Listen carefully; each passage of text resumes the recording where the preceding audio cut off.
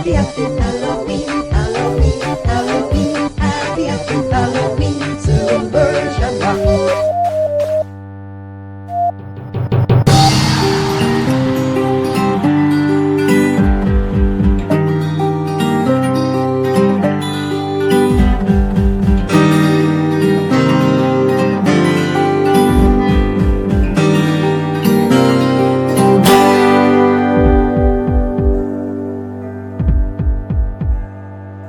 Cinemoddities, late night movies with Rob and Zack.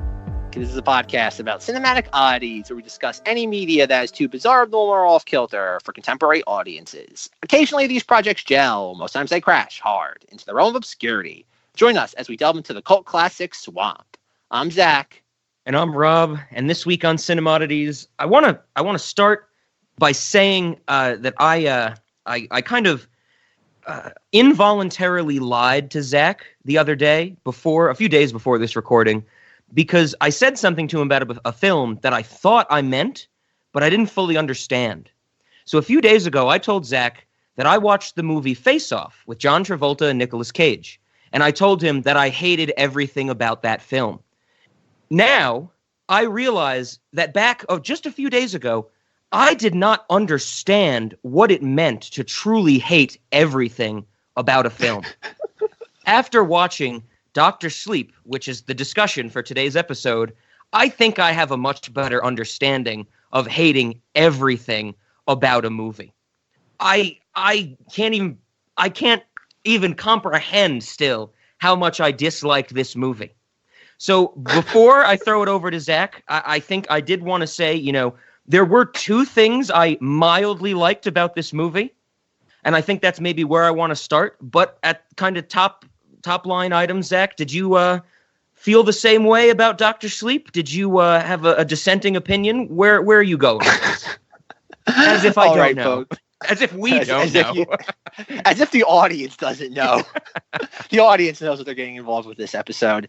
But no, Rob, before we get into my thoughts, just a quick little thanks first. By the time this episode is released, but maybe not by the time you're actually hearing it, Dr. Sleep isn't out. We actually got to see this part of an early screening program by Fandango. We saw it on October 30th, the day before Halloween. This episode is going out November 3rd.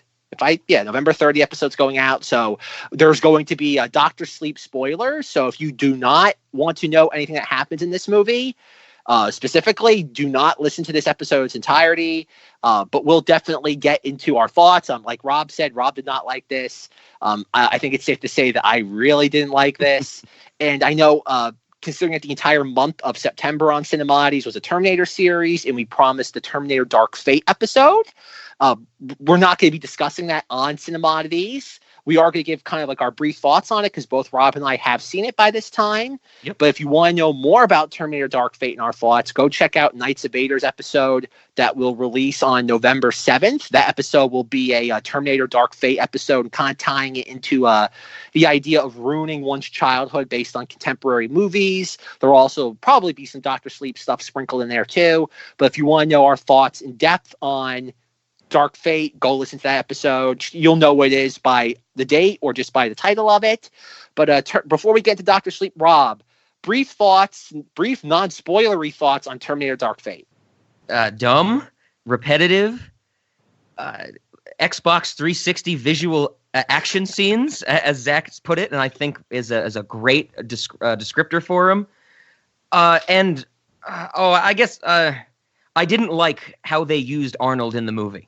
I was about to say more of his character, but that's probably spoilery. But that was definitely offensive to me. All right, I'm going to give my thoughts in a couple sentences. Arnold Schwarzenegger, Terminator wearing cargo shorts. Arnold Schwarzenegger, Terminator selling drapes. I think that's all you need to know. I think that tells you everything you need to know about that movie. If the idea of an Arnold Schwarzenegger Terminator wearing cargo shorts who sells drapes interests you in a Terminator film, you are going to love it. If that idea does not ensnare you, chances are you should probably want to miss this film. And I think it's Dylan Roof. Yeah, well, Rob, come on. Don't give away the best stuff now. You have to listen to the Knights of Vader recording if you want to know about Dylan Roof Terminator. But yes, I think in the overall ranking of the series, I would imagine both of us would probably put this toward the bottom. Oh yeah. Oh, without a doubt. Yeah, and to all the people out there that are saying this is the best sequel since Terminator 2, F you, I think is the correct way to put it. You're stupid and you're following a narrative set about by the filmmakers. Oh God. I like I said to Zach when we first started on this call today, it was not a good week for movies. No, except for Kanye, but that wasn't a movie. Yeah, the visual album concert film Jesus is King. I saw that too, and that turned out to be the best of the three this week. There you go, folks. See, there's always a silver lining. All right, Dr. Sleep time. Okay, folks. Spoilers. If you don't want to listen, bow out now. We'll come back later because chances are you won't want to miss this discussion. So everybody knew kind of my thoughts going into this. I remember just yesterday, or maybe it was the day before, I was listening to our Halloween season of Season of the Witch episode. And I know at one point we're like, tune in next week. We'll be talking about Dr. Sleep, where something stupid happens. And little did I know that something stupid happens for roughly 2.5 hours. Oh, it's nonstop. It's nonstop nonsense. I've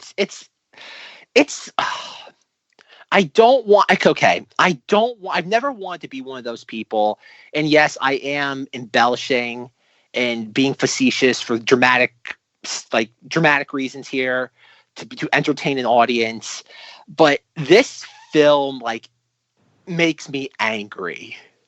It genuinely made me angry because after I watched it, I came home.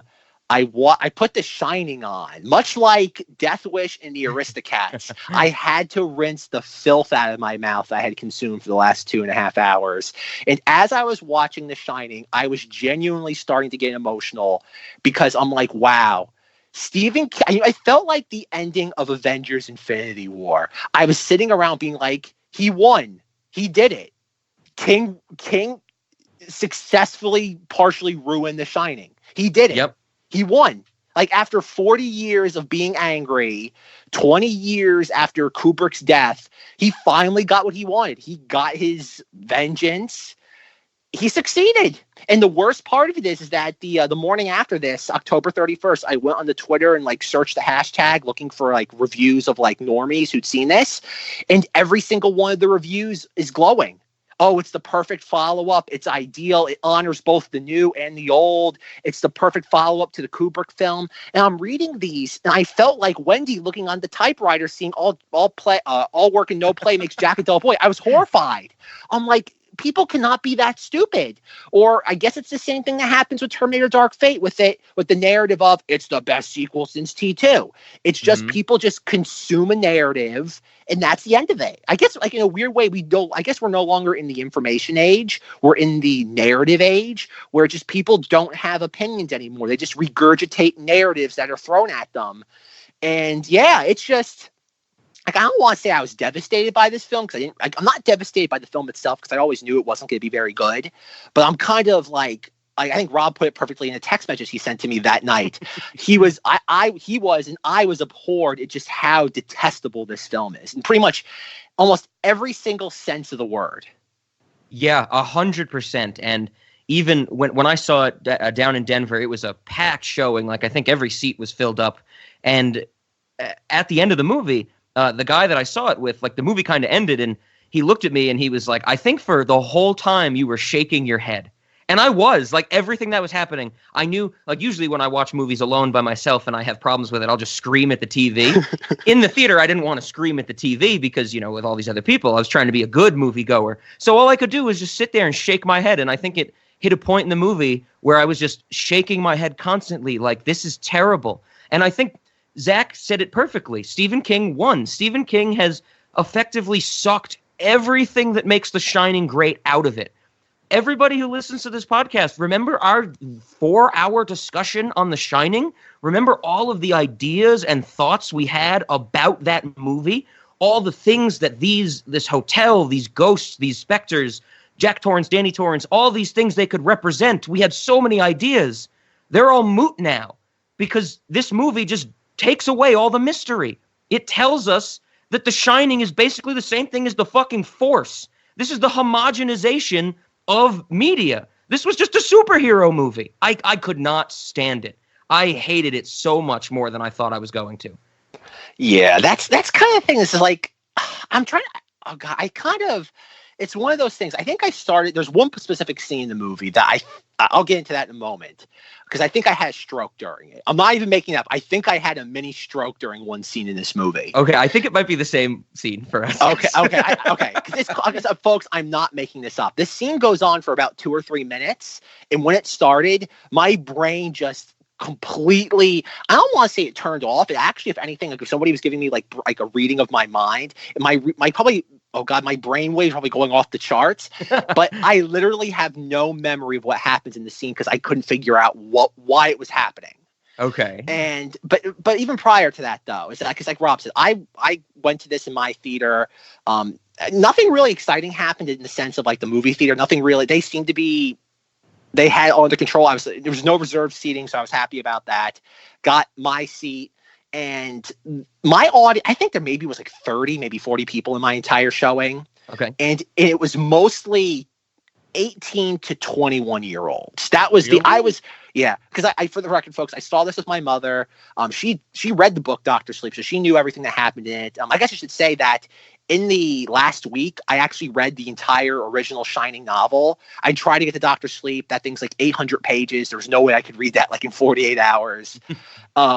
So I don't know how faithful the book is to the film is to Dr. Sleep, the novel. I know it's not at all based on what my mother said and what I read in The Shining in the last week, but the audience I saw it with was pretty much children. And much like the Avengers Infinity War, the Avengers Endgame experiment in my infamous showing of Infinity War, I think I got the same people just a year and a half older. Okay. Because all it was again, it was kids, and all they kept doing was hug. Again, a lot of boyfriends and girlfriends, and a lot of just, oh, we're going to see a movie at night together. I think a lot of it was just, oh, this is something different to see on a Wednesday night. Not anything like, oh, I can't wait to see this. Mhm. Because I guess we should go into a little bit of a plot synopsis of this. Even though I think we kind of retroactively we spoiled the film in our Shining episode, where we said the film is we have half vampire people that suck the daylights out of people, and the final battle is the Overlook Hotel crossed with Home Alone. And I don't think we're not wrong, right? We weren't wrong. No, yeah, but all the Home Alone-esque booby traps are just people's minds. Inception. It's Inception. Inception, yes, exactly. It's Inception. Imagine Home Alone, but Inception. But stupider. But crazy stupider and dumber. Oh, yeah. But no, because at 2 points in this movie, we have I guess we should go through our characters real quick. We have Danny Lloyd playing Ewan McDonald. We have Woman in Hat, and we have Abracadabra. Yes. Those are our main characters, right? Yeah, definitely. And then supporting the fireman, we got the fireman. We have the fireman Yes. from Twin Peaks. I That was already a good said- part. I said at the start there were 2 things I liked about this movie. One of them was Carol Stroiken, just seeing him on screen. Great. Yeah. Anytime he's in something, great. Yeah, that was cool. I'm like, oh, cool, it's the fireman. At least they got something going for him. And even he had to die because he couldn't put up with the awfulness. He was like, kill my character. Kill me. Send me back to the White Lodge. Whatever it takes. But no, so the plot of this is exactly what we laid out. Is Ewan McDonald is Danny Torrance, and he's like a bum, but then he cleans his act up, and then we have a time jump of 8 years for really no reason, and then we have Woman in the Hat and her band of supernatural people. It's never even made clear what they are. They're just people. They're just bad people. I think They call themselves the True Knot. Oh, really? I didn't even pick up on that. Yeah, so that's so like not as in KNOT, but that's their group apparently. So everybody, it's a good movie when Rose the Hat is the leader of the True Knot. Yeah, I okay. We have that. What they do is these people go around sucking the daylights out of children because they live off of sucking the daylights out of children who have supernatural powers, and Abracadabra is the chosen one. She's the Rey in the sense of The Shining being Star Wars. She is Rey. Ewan McDonald is, I guess, Luke. And Ewan McDonald does not want to shine anymore when Abracadabra comes and finds him. But Woman the Hat finds Abracadabra, is about to come after her. A bunch of stupid stuff happens. Ewan McDonald and Abracadabra have to go to the Overlook Hotel to have a final battle for no other reason than the script tells them they need to have a final battle. Yep. And the movie ends the exact same way the Shining novel ends. Yeah, yep. The Overlook blows up. Yes. And that's the movie. Cue credits. We saved you 2 hours in 34 minutes. Yeah, really, this is a strong no on the recommendation. Really strong no. Rob has to put that in there. Just never mind, we've made it pretty clear at this point. Rob has had to add that just for dramatic emphasis, being like, yeah, definite no. So this is like, I'd say like a Batman v Superman level no, right? Like this is like a capital. This might even be worse. stronger than that. Wait till we get to our questions at the end. All right. So like, I guess going back to the scene in this that made me have a mini stroke.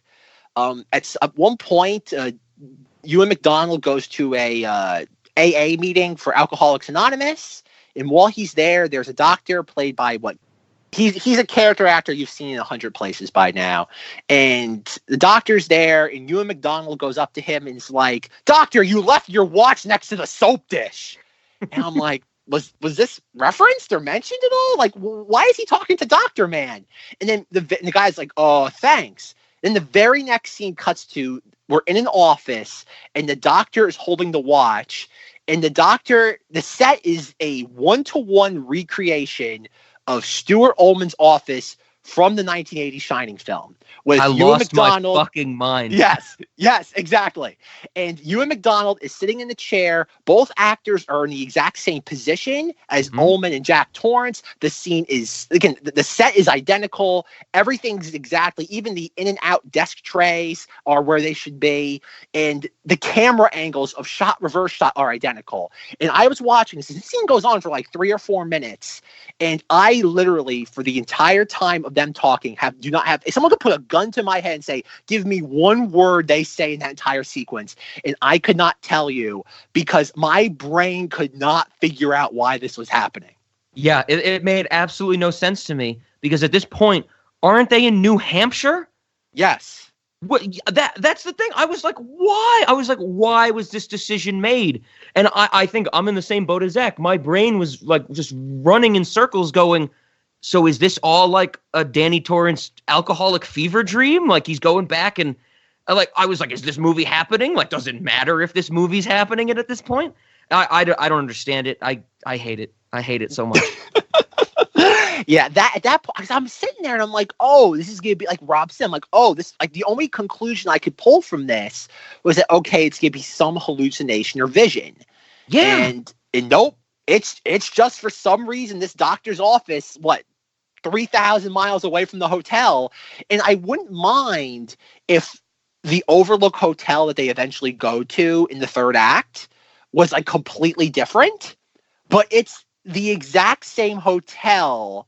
But okay, before I get into that though, there's three sequences in this movie. Like Rob said, this is a bad movie. Don't go see it. But there's 3 sequences in particular that drove me up a freaking wall.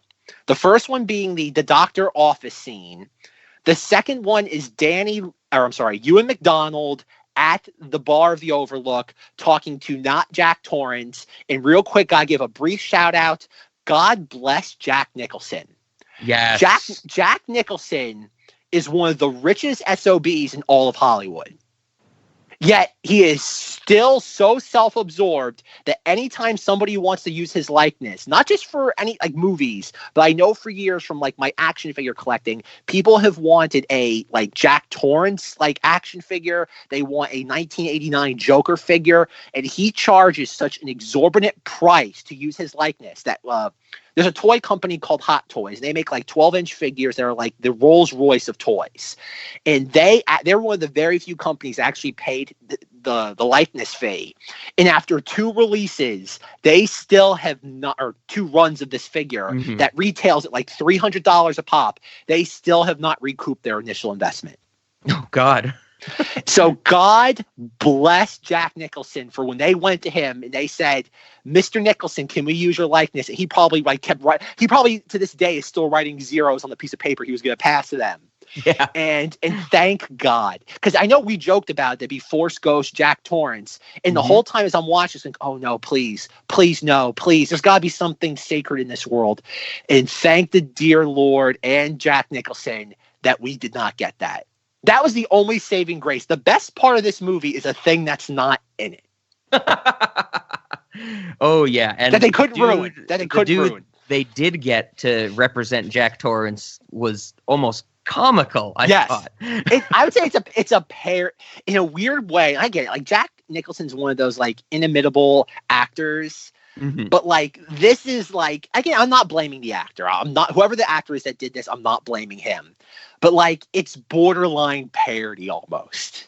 Oh yeah. It was like someone took a caricature down on the beach and superimposed that face onto this dude. Yeah. And that's where it was. And I'm like, okay. And again, I don't blame the actor. I don't blame him at all.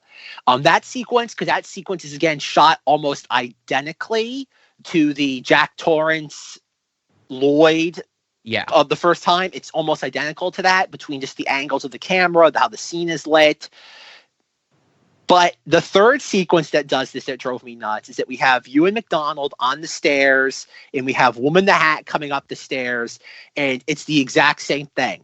Ewan McDonald is Shelley Duvall going up the stairs saying, "Stay back, stay back," and Woman the Hat is walking up the stairs. But at least I have to give them minuscule credit because it at least doesn't end with him hitting Woman the Hat. She takes his axe, like whacks him in the groin with it, which is weird, and then like impales him with it and throws him like down the stairs. Yet he's 100% okay.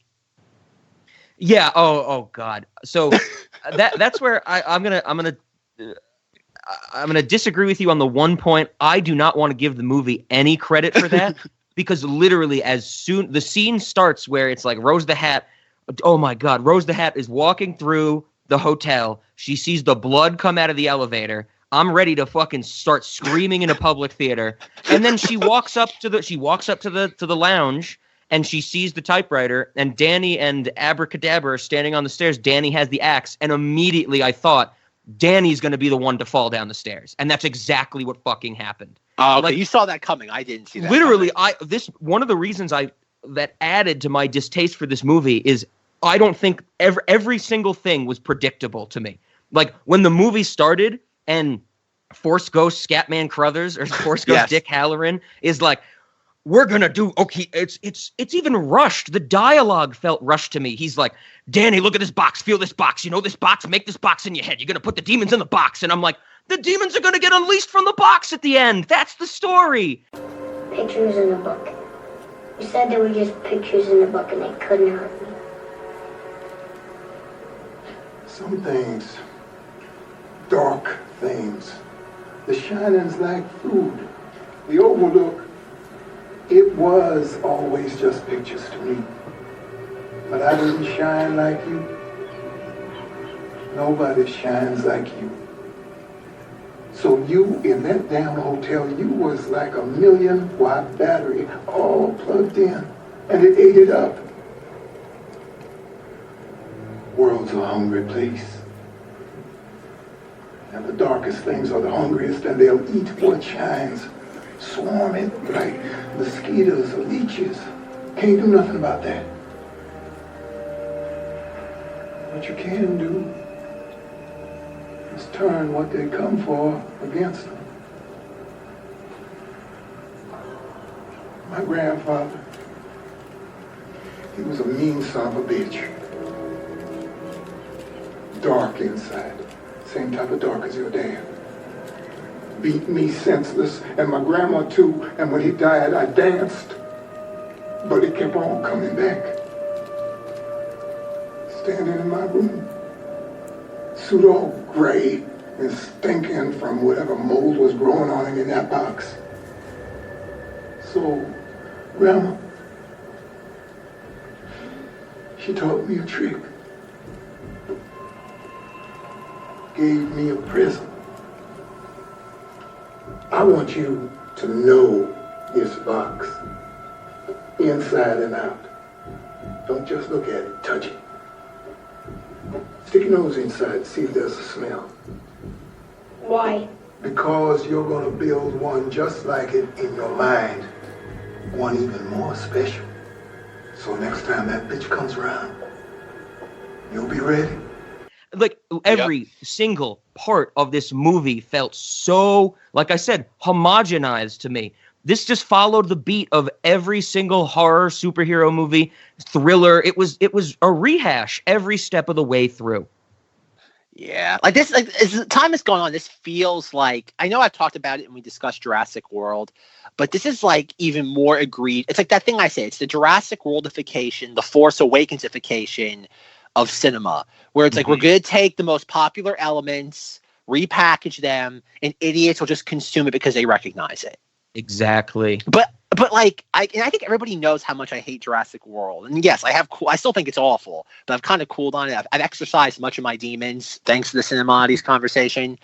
But like, this is, Dr. Sleep is, I'd say, more egregious because at least Jurassic World stays away for the most part from its more iconic elements. Like only at the very, very end you get the T-Rex like roar, and you get brief sprinkling in of like the original Jurassic Park like facility.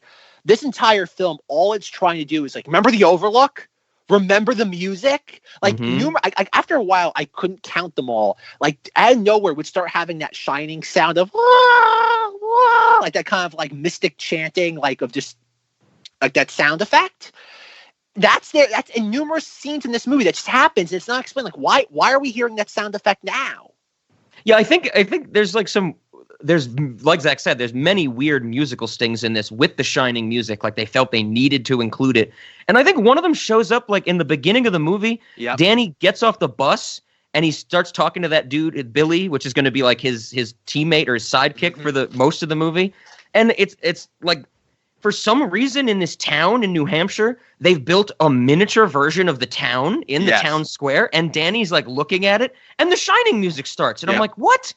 I'm like, why? This is just a kid's project. I know. And that's what I mean. There's so many weird, like even how the film opens. Like, I'm not sure if Rob picked up on this, but like even the Warner Brothers logo, the Warner Brothers logo is the same one from the 1980s. Like one, it's that very specific logo from that era. And it begins, and we hear like a wonk, wonk, wonk, and we have the Overlook, and it's recreated. And I do have to say, like, I saw that, and I was getting mad again, because I think we discussed it back in our Shining episode. I'm like, oh no, the room 237 door is going to open. And we have that, and I'm like, oh, it's a dream. I'm like, oh, thank God it's a dream. At least they're not retelling the event. It's not like retroactively retelling the events of the first film. Like, at least there's some level of sacredness to that. And then, like, Danny's like, oh God, not Shelley Duvall. But I have to give, okay, before I get into a little more of the scene, I do have to give not Shelley Duvall a little bit of credit, because when I first saw her, I'm like, that's not, because I thought they were going to do digitally de-age Shelley Duvall. I didn't even think about that until like in the theater. I'm like, oh no, we're going to get de-age Shelley Duvall. But like the more we know, she's only in it very briefly, the Wendy character. That one shot where we have Danny sitting on the park bench when he's younger, and not Shelley Duvall comes out.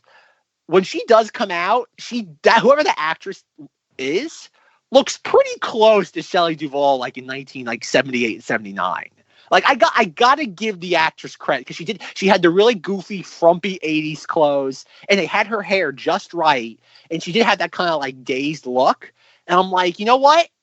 Again, I know Rob doesn't want to give this movie any credit, but I'll give credit where credit is due.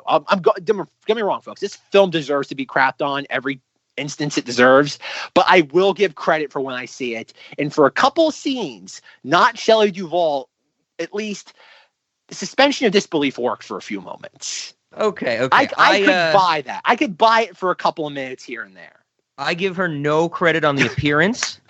I was very upset with that. When I looked at her, I was so the actress's name is Alex Esso. I don't really know her from anything else, but the appearance didn't work for me.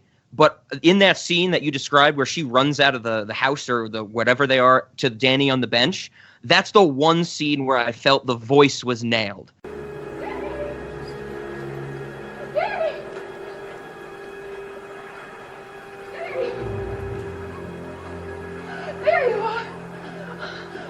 you go? Huh? You scare me half to death. Don't you do that to me. You hear? Don't you ever do that to me.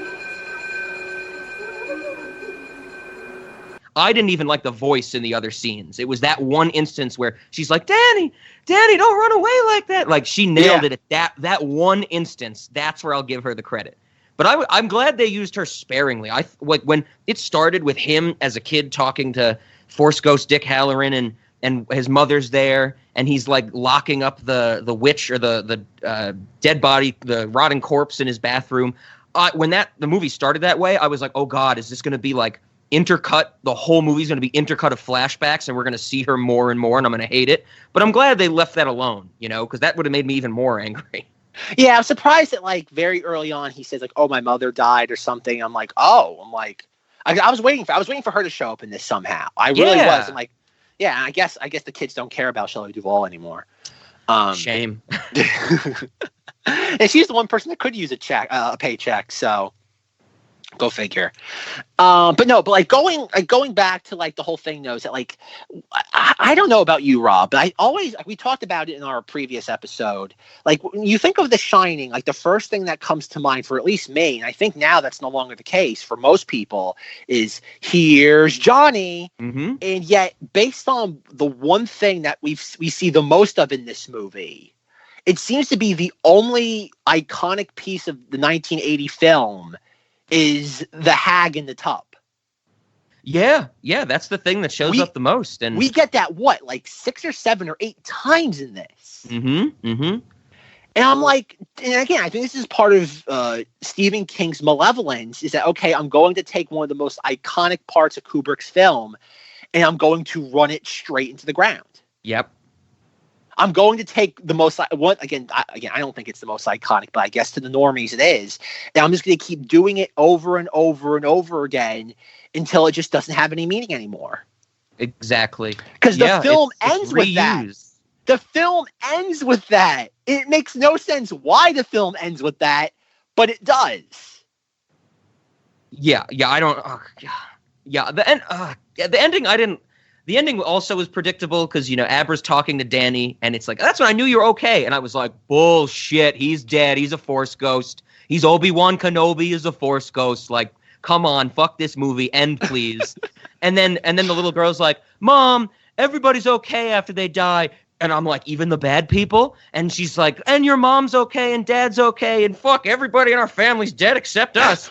And then she's like, are you going to come to dinner, my weird supernatural daughter? And she goes, yeah, I got to just trap a monster in a box in my head first.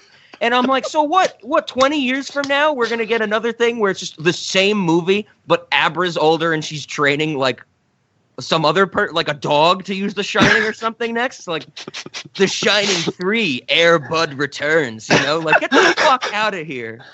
You know what the most like baffling part of that is?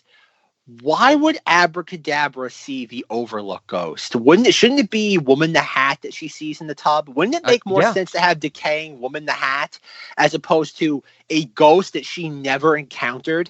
Yep. She should be chased by, Abra should be being chased by all the specters of the members of the True Knot, the villains of this movie, because the villains of the first movie were chasing Danny because he spent so much time there. Now, she should be being chased by the villains of this movie. Like, it makes no sense. Like, it seems like the Overlook is just this anchor point in this story. And now that it even shouldn't be, now that it's destroyed. Yeah. It does. Again, it comes down to just, it's what people recognize. Yeah. It's just that idiots will recognize the old hag in the tub. Idiots will not connect the decaying Woman the Hat. Yeah, whatever. But going back to my thing about this is the thing that this is one of those parts. Like I said, there's the 3 scenes, and those are just the ones I could think off the top of my head. The office scene, the stairs scene, and the bar scene. Yet all these scenes were recreated perfectly. Like, again, lighting, set design, the shots, the camera placement.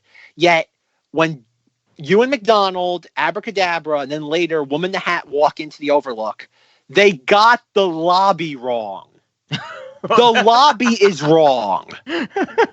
Because Ewan McDonald goes into the Overlook and he like walks into the lobby and like it's so like the shot is very claustrophobic. There's not a lot of space around Ewan McDonald, and I'm like the Overlook, the doors to the Overlook. You remember that lobby from The Shining? We see it numerous times. Mm-hmm. All those chairs, it's wide open.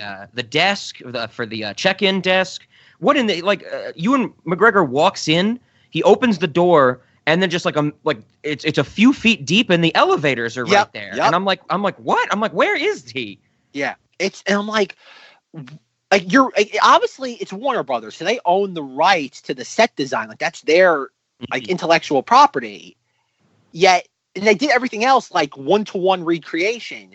Yet they couldn't figure out the dimensions of the lobby. They couldn't figure out how to I'm like, because even at one point when Ewan McDonald, like think about the very last shot of The Shining is the tracking shot to all the pictures on the wall, and we zoom into the Jack Nicholson one, the Ball 1921. Yep.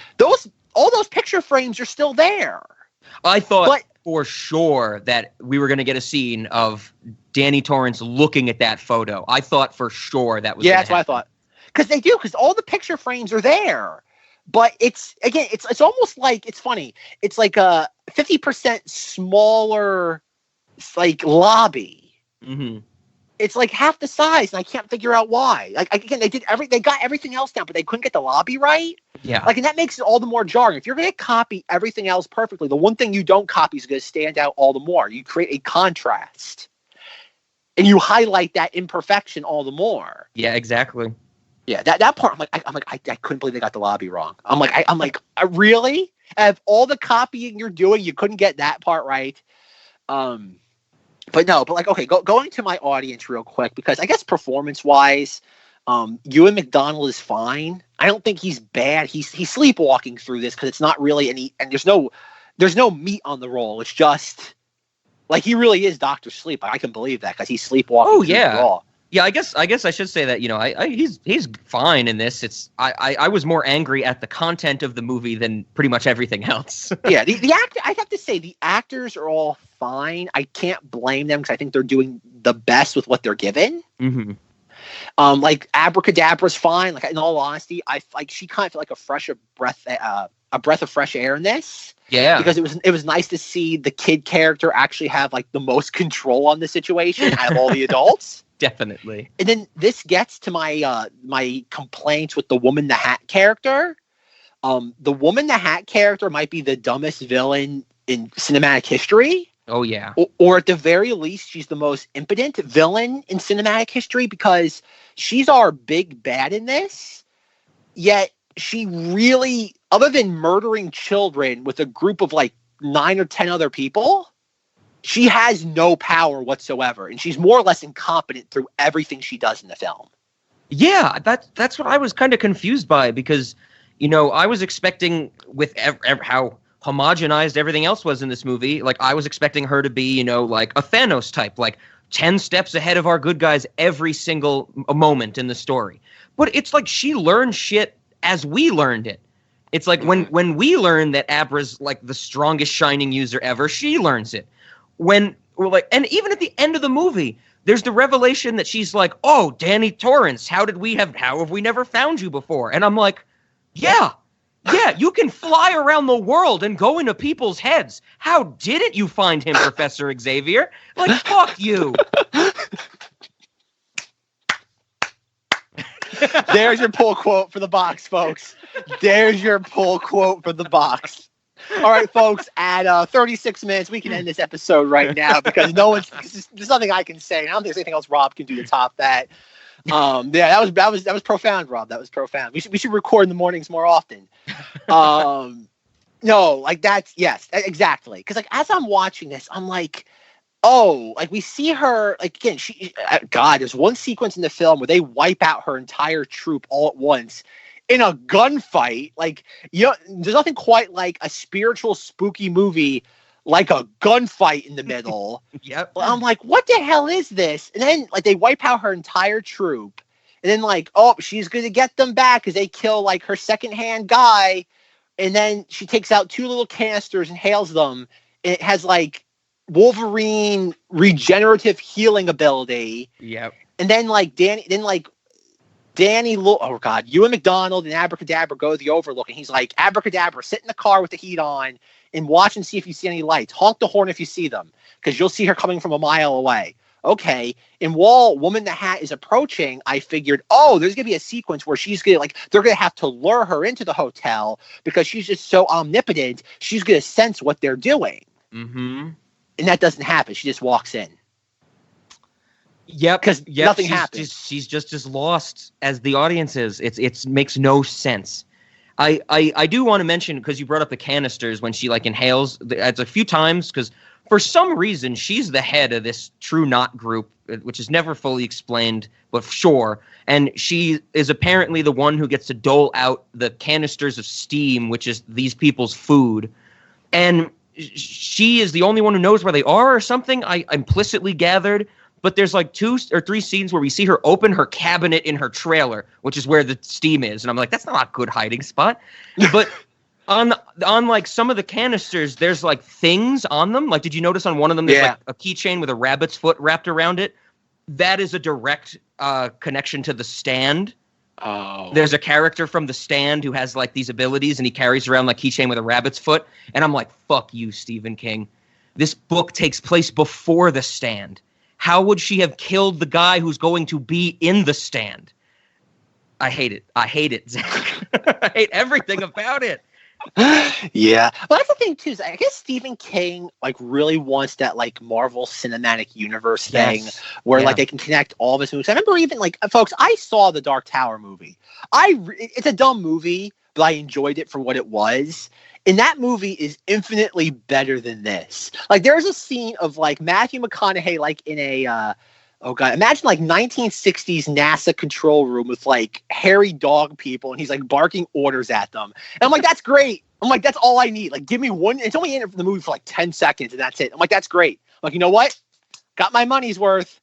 And yet, there's not one, like, in a Stephen King adaptation, there's not one like memorable sequence in this movie. Like, there's not like, okay, maybe there is, because I do want, there's one, okay. I think, like I said, there's 2 things I liked about this movie. One was the fireman. I think the other is the one we're both going to enjoy. Zach. Okay. Yes, because Cinemoddities, and it's a thing that I texted Rob right after I came out of the movie, is that, of course, Jacob Tremblay can shine. Yes. As much as I hate him, when you get Jacob Tremblay fucking walking home unattended along an endless road next to a cornfield just to get kidnapped and tortured, which we get to see. We get to see him being tortured. Oh, yeah. I was like, okay, movie, you won me over a teeny bit, and then it lost the ground immediately afterwards. Yeah, that part, I'm like, again, it's like, I forget. I read something that I think I remember him reading a story like a year or 2 ago that he was cast in this. And it's like, of course, he's Jacob Tremblay. He gets cast in everything now. Mm-hmm. And then, like, when I saw him in the movie, I'm like, God damn, I knew Jacob Tremblay could shine. I'm like, where's Naomi Watts? Like, should she be watching him? So that's my theory about why he was walking home alone. Naomi Watts couldn't pick him up from his baseball game because she was out also kidnapping other children. Because remember my whole theory that how she's going? Maybe she's part of the True Knot. Who knows? Maybe. Okay.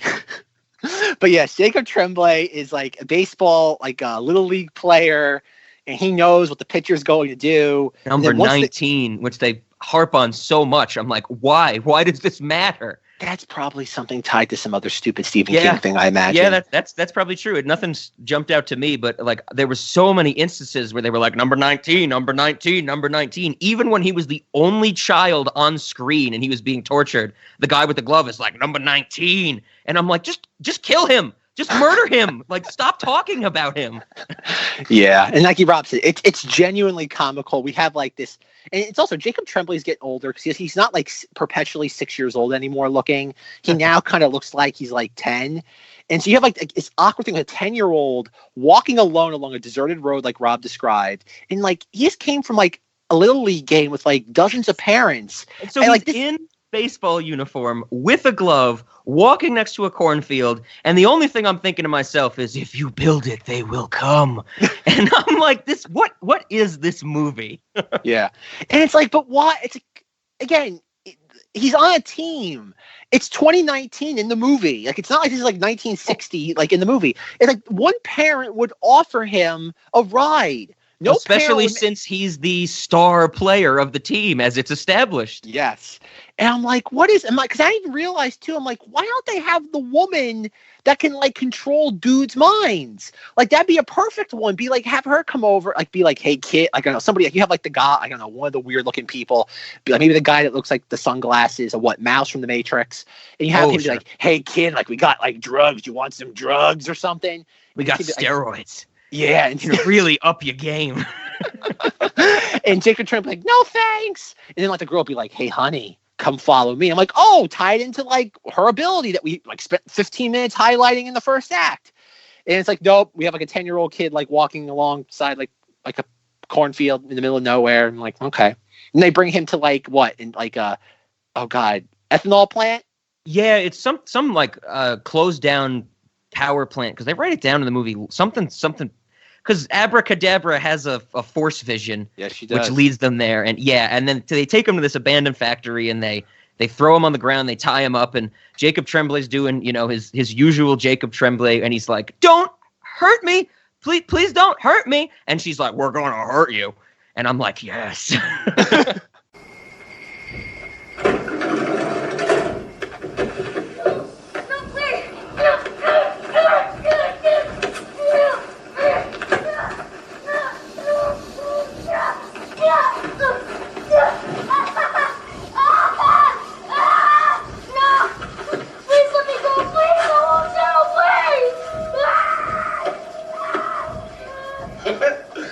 Number 19. Kid, you were good. No!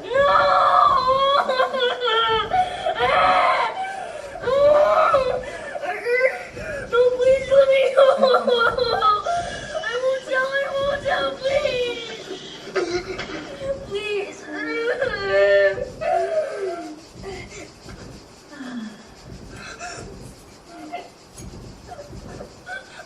Are you gonna hurt me?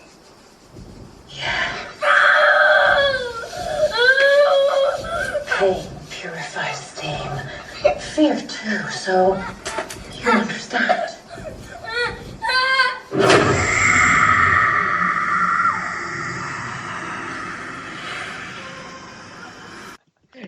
Yeah, I taking away Rob's cynicism part of it, his wish fulfillment or his screen fulfillment of watching Jacob Tremblay die in pain. Yeah, this is like when we did Terminator Genesis, and what's his name got to tell Emilia Clarke she had the voice like a shrill cow or something like that. Like someone got to beat up and torture Jacob Tremblay on screen. Like, there's some people I don't like in Hollywood. As Rob's made it abundantly clear. But no, like, in all honesty, again, giving credit where credit is due, I thought that scene was effective. I'm like, considering this is a 2.5 hour long scary movie, you know what? It worked. I thought it's something I'd never seen before in such detail in a mainstream film. We don't really get, like, considering that modern day horror now is The Conjuring, where all we do is put Vera Farmiga and Patrick Wilson in a dark room and just turn the light off and on for 2.5 hours. Yep. In all honesty, getting a horror movie where a child's in danger and being mutilated as a horror movie scene, yeah. You know what? Credit where credit is due. I'll give credit. That's a good point. I didn't think about it that way, but yeah, I'm sure that, or not, I'm sure, I know these days, like, it's the things you don't do on screen. You don't kill a dog and you don't kill kids because people get turned off by it. And this movie did it. So yeah, that is a good point. Maybe if the villains were actually good villains, that would have added to it. But then they just continue to bumble around like fools. I was about to say that, considering that we get about 30 seconds of horror in a horror movie, I'm like, you know what, film? Like, you know what, credit where credit is due, but nowhere near enough as you should. Like, maybe if we saw that happen, like the very beginning of the movie, we do that to the little girl with the flower. I'm like, oh, that'd be, you know what, get everybody's attention.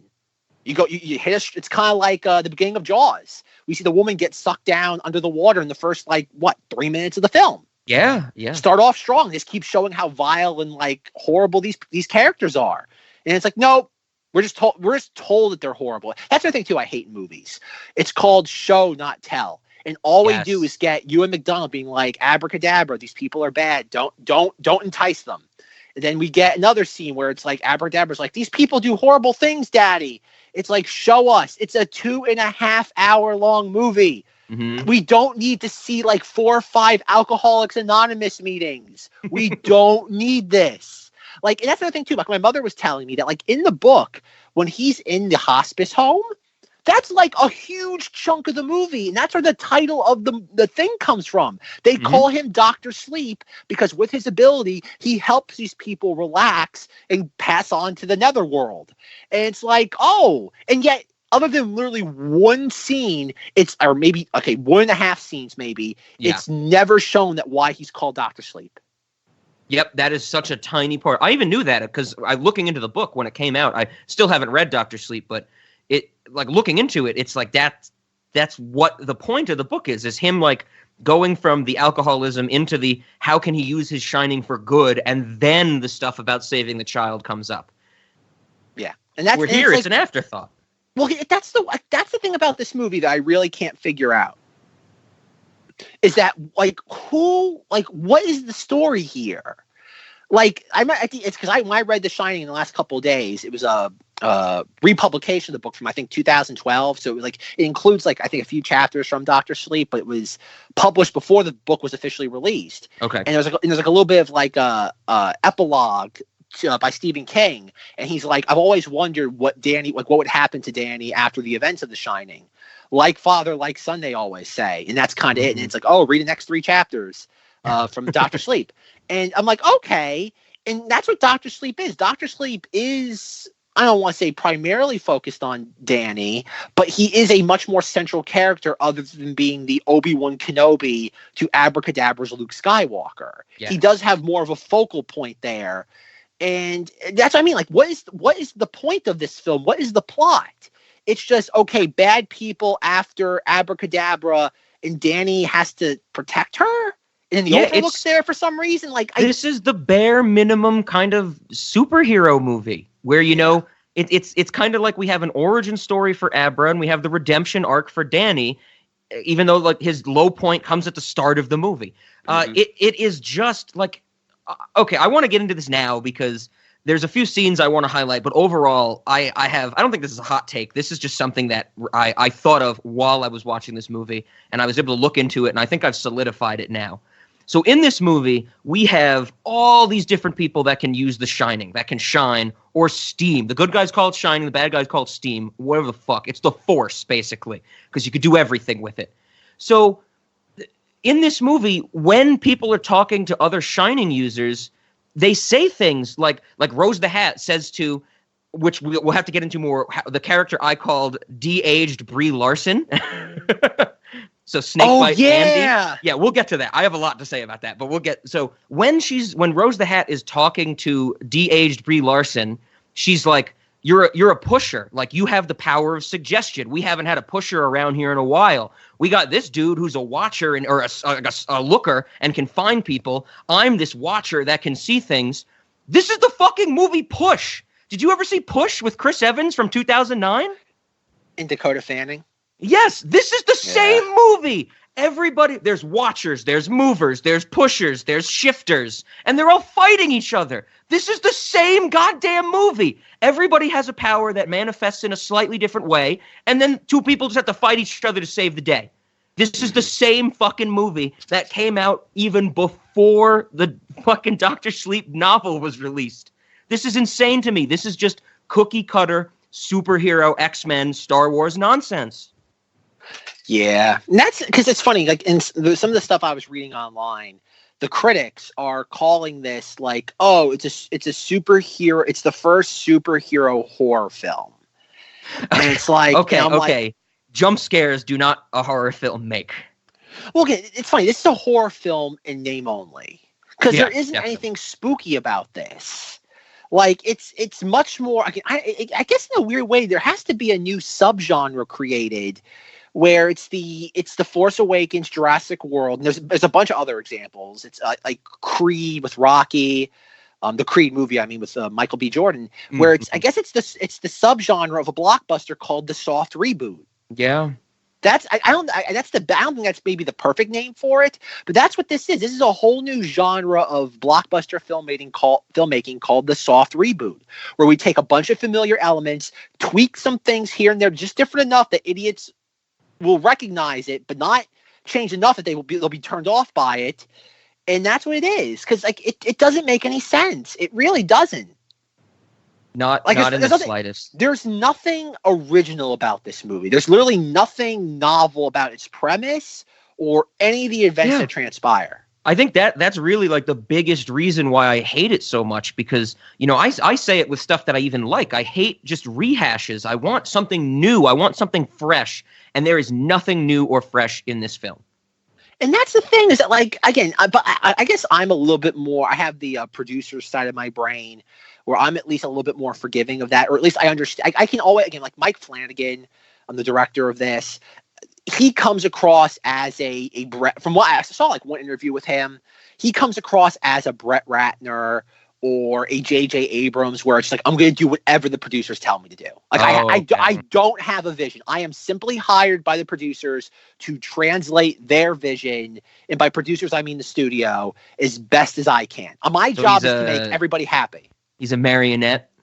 Pretty much. And somebody that's pulls the strings and controls them. Yep. Exactly. I know, again, a lot of people in Hollywood don't have visions, because people with visions usually get punished. People who have ideas get told, no, look what's happening to Francis Ford Coppola and Martin Scorsese. And I'm not even defending them. Neither one of them made a particularly really resonating film in a while. But at least they're pointing out, saying, like, folks, like, we know you like these stupid, like, superhero cape movie people, but it's not cinema. It's junk food cinema. Like, you're not going to the same way. Nobody remembers this stuff 5 minutes after it's out, because the next big thing is out. None of this stuff has staying power. Exactly. Like art is supposed to have staying power, and the stuff that you like doesn't. So it disqualifies it as art. No one's saying you can't like it, but it's not. Like, you're not going to remember Avengers Endgame when Avengers 5 comes out, because it's the Avengers at 5 is going to be designed so you forget about the fourth one. That's just what this is. And I think that's also part of the malevolent connivery of Stephen King. He knew when they did this that it was designed to try to wash The Shining away. He did that on purpose. And I saw, again, part of the same interview I saw with Mike Flanagan. Stephen King is sitting right next to him. And good Lord, Stephen King looks horrible. And he actually, and maybe I'll be able to insert the clip of it. Stephen King actually says the quote, "It's a perfect follow-up to the Kubrick film." Mike's movie stands on its own, but it's also a terrific sequel to Stanley Kubrick's film. Fuck. Yeah. Oh my God. Yeah. Yeah, and I'm like, well, there it is. I would imagine if Stephen King, I can't imagine Stephen King was on set every day. He probably wouldn't want to be on set. But I would imagine that when Warner Brothers licensed the film rights for Dr. Sleep, he probably said there's probably some sort of clause in there, probably very similar to what like J.K. Rowling has, where most of your major ideas have to come across my desk. Yeah. And I think going back to that ending of the film, the fact that the Dr. Sleep film ends almost identically to how the novelization of The Shining ends, I probably think King's biggest problem with the original 1980 film was the ending. You probably got so much, because even at the end, Ewan McDonald gets possessed by the hotel, and even how I was shocked how it ends, because the very ending of it, of the novel, is Jack Torrance confronting Kid Danny, and they have a conversation in the hallway, and that's how this ends. Danny Torrance confronts Abracadabra, and they have a conversation, and she even goes, I had it figured out all along. You forgot about the Boiler Overlook Hotel. He goes, oh no, and he goes racing down there, and that's how the novel ends. And I'm like, why on earth would you end the Dr. Sleep adaptation with the ending from the previous book? I would take it as Stephen King is like, now that this has happened, he's undone the horrors, according to him, of the Kubrick film. He's made it complete. He's gone full circle. And I would bet you anything that he's got second or third proof ready for The Shining Part 3. I don't know, though, about that, because I think he got what he wanted. He's going, that's the thing about those, that, like, it's kind of like, oh God, like, it's almost like a Batman villain. It's like the person wronged him. He blew up their house. He won. Like if you destroy your opponent, it's kind of like that's what it is. Like in a weird way, Stephen King is kind of like a Batman villain in regards to the 1980 film. All he wants is his vengeance, and I think he's going to get it. I think Yeah. because as we're recording this, most 99.9% of the population has not seen this film. So a lot what we're doing is inferring based on the very few people who saw it early, like we did. But I do think that. I think he's going to be, when he sees the reaction, and considering that Stephen King's on Twitter numerous times a day complaining about how awful Trump is, I imagine he's going to be following the hashtag very closely next weekend or this upcoming weekend. Definitely. And he's going to be very happy. He's going to be sitting in his office somewhere stroking himself. It's like, whether that be figuratively or literally, I would imagine he's going to be very pleased with himself come the weekend, the Monday afterwards. Yeah, I think so. I think so. Yeah. But, it's yeah, definitely. So we've brought it up a few times, but we didn't talk about it in full detail. The intro scene, so with Rose the Hat and them like attacking the little girl at the start. So the intro is to, we have villains in this film. So this scene is, the little girl wanders off into the woods, just duh, and she finds Rose the Hat. They have a conversation. And then Rose the Hat like grabs the little kid, and all the members of the bad guys come in, and there's that overhead shot of like them swarming this little girl. This was to me, this was like a ripoff of the opening to what is it, Jurassic Park 2, with all the tiny dinosaurs enveloping the little girl when she like starts to play with one of them.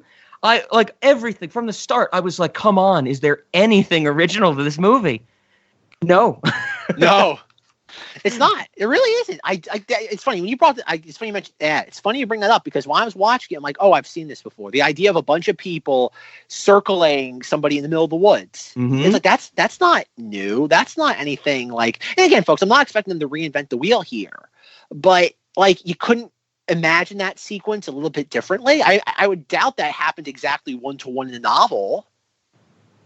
Yeah, it was. Yeah, and that's the thing, like you said. Yeah, we weren't expecting something to break form and be this grand new thing. But don't make it such a like every scene, every idea is just a rehash of stuff that we've been complaining about. I think since Cinemoddities started. Yeah. It's just the idea that, like, I don't know, like, you're making, like, if you're Mike Flanagan, that's where I think he is more of a corporate stooge than any sort of visionary filmmaker, is that just like, oh, if I get hired to do this film and I do exactly, it's kind of like, oh, God, I haven't seen a lot lately, but, like, you'll read, like, entertainment trade news stories on, like, things being like, oh, the co-writer of the Green Lantern film got hired to write the so-and-so big project film. Everyone's like, why'd that person get hired? Like, they're not very good. And Hollywood doesn't judge people based on how their projects do. They judge everybody based on how well they get along with one another. Exactly. It's like what just happened recently with Star Wars, where I was about to say Dungeons and Dragons people, the Game of Thrones guys left. I think it's a lot of it. It doesn't matter how good of a final product you make. It's just that as long as there weren't any speed bumps in the production. Mm-hmm. I think I remember reading somewhere about like Guillermo del Toro. Like you look at Guillermo del Toro's like box office record, like most of his films are not like successful, but he'll always find work in Hollywood because he always comes in under budget and under schedule. Okay. Because that's what he does. Like, and that's what it is. Like, as long as you follow the rules of Hollywood, they don't care what happens to your final product. And I think that's what it is with Mike Flanagan. Is that like he did not have if he did have a vision for this, he got told no and just said okay. Because, like, as I'm watching this, being like, I can't imagine the Dr. Sleep novel being as dry and just mundane as the film is. Yeah, I wouldn't expect it to either, but... like, I don't think Stephen King is this, like, master author, but he's not... Like, he's very... That's one thing I learned from The Shining. The Shining being the first Stephen King novel I've ever read. Like, he's very repetitive, and he just drones on and on to details. Like, I'm reading The Shining, and it's like, okay, Jack Torrance has to do this thing. And then Wendy has to talk about it. Then Danny has to talk about it. So we get the exact same story told the exact same way 3 different times. Mm-hmm. And that happens just over and over again. Again, King, there's a lot of padding from what I can tell in Stephen King's works. And yet you'd think, oh, we're making a film, so we have to condense things from like a 900-page novel and then adapt things for the screen.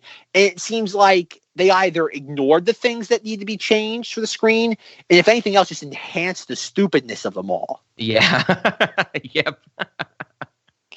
Because that's the thing, because there's so many sequences in this being like even the Overlook, when we go back to the Overlook in the third act, like, like it made me angry because like it's oh god, it makes me so god. It makes me angry thinking about it. That like they're at the gas station and Abracadabra and whatever his name, Ewan McDonald are sitting there. She's like, "Where are we going?" And he's like, "Somewhere where something."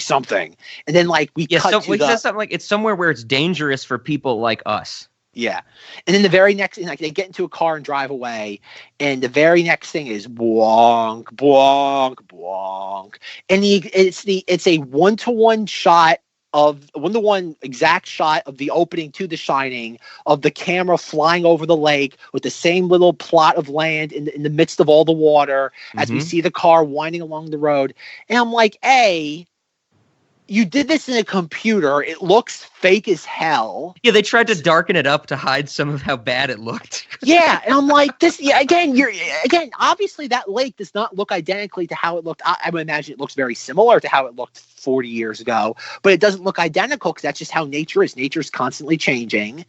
And I'm like, but it's so like you're trying to do the same thing, but it's stupider. I think I joked about it in the Jurassic World discussion. I'm like, what's his name? The guy Nathan for you did Dumb Starbucks. That's what this is. Instead of Dr. Sleep, this should have been called Dumb the Shining. Yeah, The Shining for Dummies. Yep.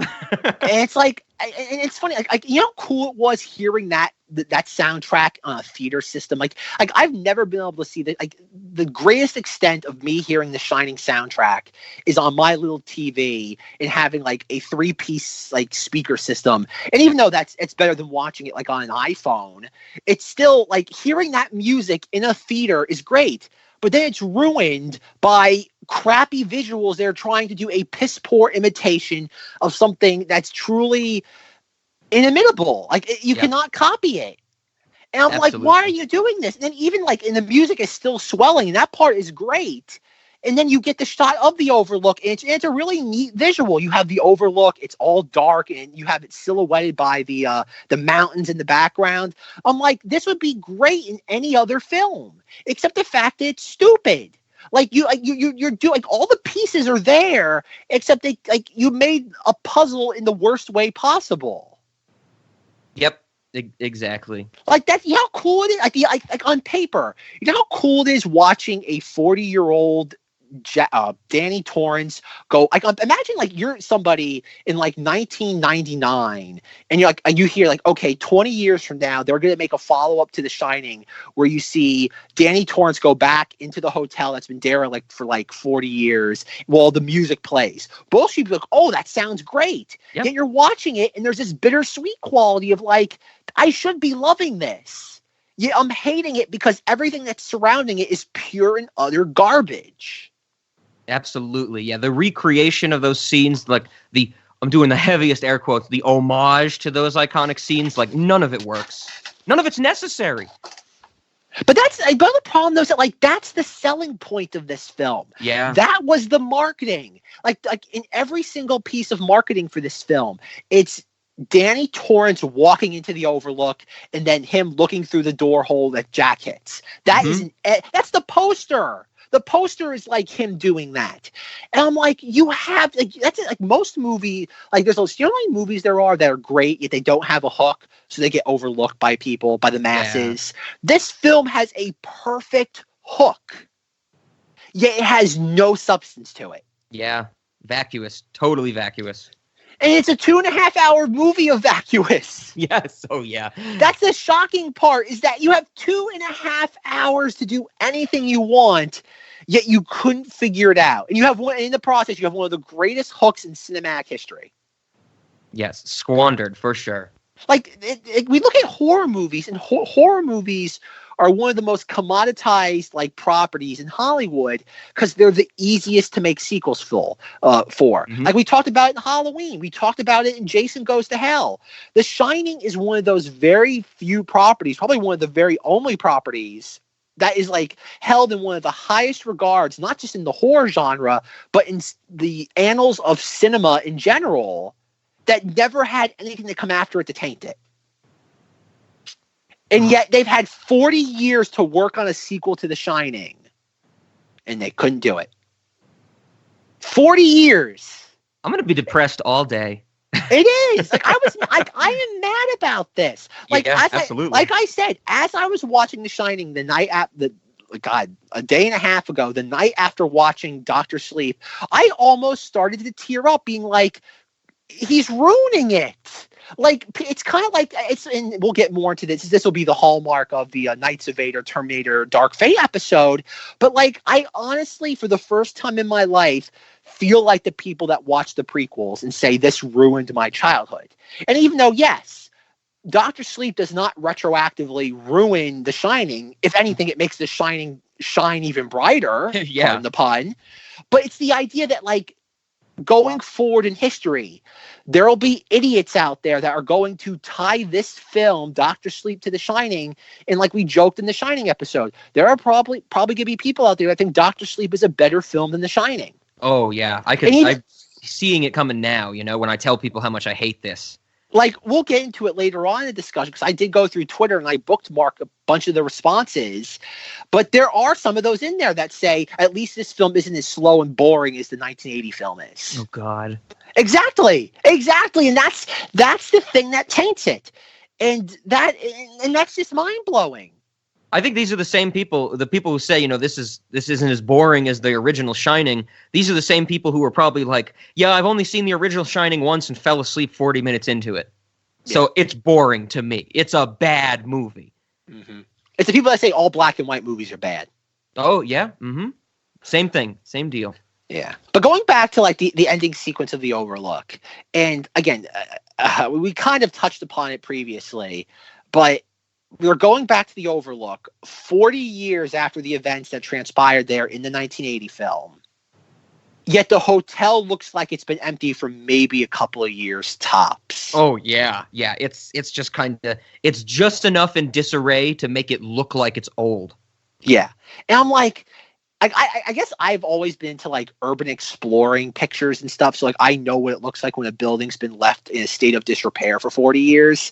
Heck, for peek behind the curtain, I live next to a house that's been more or less empty for 5 years. And you should see the hell that's happening to that house in 5 years. Yeah, I'm even thinking like, you know, up there in Colorado where this takes place in the mountains, like, it will get warm in the summer. Some of that snow will melt. You know how water damaged that place would be? Yep. The roof would have given in by now. Exactly. Yeah. Like, they're like, most of the wings should have been gone and demolished by nature. And that's what my complaint is that, like, and forget about some of the plot elements. I know, like, the weird things. I love how he goes into the hotel. It's more or less almost like, I don't know, maybe if this is what they were going for, maybe the idea that, like, it's frozen in time. I know that's a big, they never even hint at it in Dr. Sleep. I know it's a big part of the Shining 1980 film, but the idea of the hotel being frozen in time, I would get that. But he walks in and he's somehow able to light the boiler. Yeah. Fuck. Like the oil would have evaporated. Yeah, absolutely. In 40 years, so much of the inner workings of boilers and stuff like that would have, like Zack said, either evaporated, solidified, leaked away from degradation. There's no way that's starting up. But I feel like the movie is just like, we can guise it by having one line where, you know, Danny says, "I need to wake the hotel up." And I'm like, fuck you. But this is like the catch-22. But like, it's a catch-22. It's, again, they painted themselves into a corner that they could have very easily painted themselves out of. Is that like, okay, why does Danny need to turn the boiler on, even though that makes no sense? Oh, because the film needs to end with the hotel blowing up. Yep. And it's like, oh, but why does the hotel need to blow up? Because Stephen King insists on having the ending that Kubrick scrapped be in this. Mm-hmm. And it's, well, wouldn't it make more sense that, because very earlier in the film, when we have Force Ghost Scatman Crothers, he says, oh, Dan, because I think baby Danny says, like, Scatman Crothers, you said it was just like pictures. They couldn't hurt me. And he's like, well, Doc, I'm sorry. I didn't know I was bringing a 100-watt battery into the place. Yeah. And it's like, oh, so wouldn't it make more sense that instead of Danny turning on the physical, like, he actually flips on physical switches at one point, which I thought was hysterical. I started laughing. Anytime I see physical, like dials or switches in a film, I start laughing hysterically. Yeah, he's turning knobs and stuff. And yeah, It's goofy. I love it, but it's so goofy.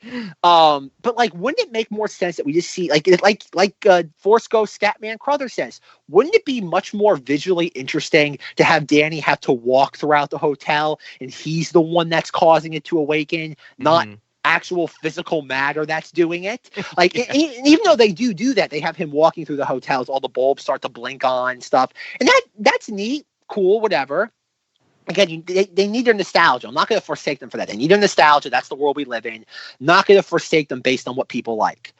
But wouldn't that make more sense though? But then going back to the point I brought up, like, but how do you have the boiler blow up if you without him turning it on? And it's like, well, you don't need the boiler blowing up. Create a new ending. Have something else happen where Danny goes all, I don't know, Neo from the Matrix Revolutions, that he shines himself out, and that's his brightness is what wipes all these things out. Because even how they defeat Woman the Hat, like that was the most, because again, okay, before I get ahead of myself, as I was watching the film, and numerous points in this where my brain was forced to turn itself off because nothing was happening or just stupid stuff was happening, I kept trying to think, like, oh, how are they going to end this? How are they going to make this like an Avengers Endgame level type ending where you bring the hotel back? Exactly. And I'm like, think of all the weird crap you can do by going back to the Overlook Hotel. I'm like, think of all the crazy, cool, macabre ideas you could do by going back to the Overlook Hotel and using that plot thread to defeat our villain, Woman the Hat. Mm-hmm. And I'm like, think of all the weird crap you could do. You could sit there, have like, again, I'm just thinking off the top of my head right now, but you could have all these specters, you could have all this stuff going on. Yet they defeat Woman the Hat by having all the ghosts of the Overlook tackle her. That might have been my least favorite thing in this movie. Because like I said at the start, I knew it was going to happen, that all those boxes in Danny's head were going to get opened and they were going to come and, fight. But I thought that was going to happen like in the hedge maze in Danny's mind. Because we get that scene where Rose is like choking Abra, and then she's like, wait, we're not in your dream. We're in 6 dream levels down. And did this dude dissolve his father's oil company yet? And they avoid the boxes and they leave the brain. But then somehow she still opens the boxes out of Danny's head, but they're manifested in the real world. And we get that shot of Delmer Grady, the twins, the butler, the Lloyd, the bartender, the guy who says great party. And they're all hovering over her like they're going to attack her. I'm like, this is so stupid. This is terrible. The film literally ends with a bunch of ghosts physically dogpiling the villain. Yeah. Oh, yeah. I think there was one visual, a quick visual where like the butler or Delmer Grady like puts his hand under her skin on her face. Mm-hmm. And I was like, oh, wow, there might actually be some horror in this horror movie. But it cuts like immediately. But the problem is that like when that happens, though, I don't know what, because again, that sequence, like, again, that was probably why I really kind of just gave up on the film at that point. It was like, you know what, like you had your shot, you blew it. Because this is where the imagination should be. This is where everything, much like the ending of the 1980 film, like when all those boxes open up, which like Rob said, it's a fate from the very first moment we see that happen, like in the first like 15 minutes of the film, it's a fait accompli that's going to happen by the end. So like that's coming, but it's like when that happens, all hell should be breaking loose in the hotel. Like you should, like it should be imagination, like someone, like it should be like a horror mind's imagination exploding, where you have all hell breaking loose, like the walls start crumbling, or even like not even just that. That's too easy. But you have all at that moment when he opens up all of his boxes, every single door in the hotel should have flung open, and all these, much like think of a Cabin in the Woods. You know, in the Cabin in the Woods where they're in that like the lobby, and all the doors open all at once. You have all these different creatures and just entities come out, like spill out. That's what should have happened. Oh, you're so right. All these, it should have been in like an Avengers Endgame level, like battle of like all these things going on, and you have all these forces going on at once fighting Woman the Hat. and to also give Woman the Hat some, build her up a little bit and not make her so disposable. She should be able to at least hold them back a little bit. And it's not until Danny and Abracadabra get involved that then they turn the tide. Like, wouldn't that be a great sequence that you have every single room of the hotel, which is what? I forget what Ullman says. There's like how many, like there's 100 rooms plus. And every single one of them has their own specter, demon, paranormal thing that comes out of them. And yet Woman the Hat is able to hold them all off. And it's not till the two of them get involved. And then even to kind of raise the dramatic stakes even further and sprinkle in nostalgia, it's not until Jack Torrance shows up that then, like, I don't know, maybe he decapitates her. I don't know what the act. You do something again. Fan service is not a bad thing. It's not. It's only bad when you have people with no imagination doing it. Like, wouldn't that have been great? You have hundreds of specters attacking Woman the Hat. You get Danny and Abracadabra, and then the final blow is Jack Torrance shows up, and we have him in his corduroy jacket, his jeans, and he has the axe and goes, "Here's Johnny," and he decapitates her. Wouldn't that have been great? And that's one of those, a genuine, yeah, woo! That'd been one of those like earned moments where you have your fan service, but it's a climax. There's no climax in this movie because all the ghosts attack Woman the Hat, and for some reason, all the ghosts look very like plasticky CGI. Yeah, big time. Even the little girls and the non like. Well, the only one that doesn't look like the only specter is the hag from the tub. She's the only one that looks like a specter. All the rest looks like normal people, but they all look plasticky and CGI. And then once they kill Woman the Hat, they turn on to Abracadabra and Danny, and then Danny becomes Jack Torrance for some reason. Yeah. Oh, yeah. He doesn't become Jack Torrance for any other reason than just. The film says he has to become Jack Torrance. Exactly. And then they make Ewan McDonald do the hunched over Abra as he's like chasing her, and he has like this weird like they digitally like affected his face. They have his like one of his eyes is like frosted over, and then the other one is like I'm like, what the hell is happening? Like, he's physically bleeding out. Like, she stabbed him like after what, like the carotid artery. She says that. Yeah. Like, oh my god. He should. Like, his bleeding stopped all of a sudden. Apparently, the Overlook can stop bleeding all of a sudden. They have that. They can actually control life and death. They can stop people from dying at the Overlook. It's like, what is going on? Like, you're changing in the last 15 minutes of your film. You are changing the rules of the world, and it's like, what is going on? Yeah, I'm glad you bring that up because that was something I definitely had issue with because. Like you said, there's a line of dialogue. Rose the Hat hits Danny in the thigh with the axe, and he's bleeding like crazy. And she goes, "Oh, I nicked your femoral artery," and I'm like, "So he's dead? He's dead in like 5 to 7 minutes." Yeah. That's literally what that means. And he doesn't even become the hotel or embodied by the hotel for like 15 minutes. So, and he only dies because the boiler again. The boiler explodes. Yeah, absolutely. Yeah, that I was like, really? I was like, you could have just not included that line and made it a regular flesh wound. Like, you didn't need to give us the death sentence that line implies. Yeah, and I think in a weird way, by giving that sentence, you take the ambiguity out of it. Make it ambiguous. Yes. Instead of like, again, because if the boiler doesn't blow up, he bled out. It's 6 to 1, half dozen the other. He's dead by the end of the film. And I'm pretty sure by the end of Dr. Sleep, the novel, he doesn't die. Oh, right? Okay. That's my mother. I remember my mother saying that, saying like, he doesn't die in the book. Okay. I'm not sure, but interesting. There's so many like wild, like that's another one of these weird things is like, they are so emboldened to the source material, slavishly so. Yet there's so many inconsistencies that it's baffling. I agree.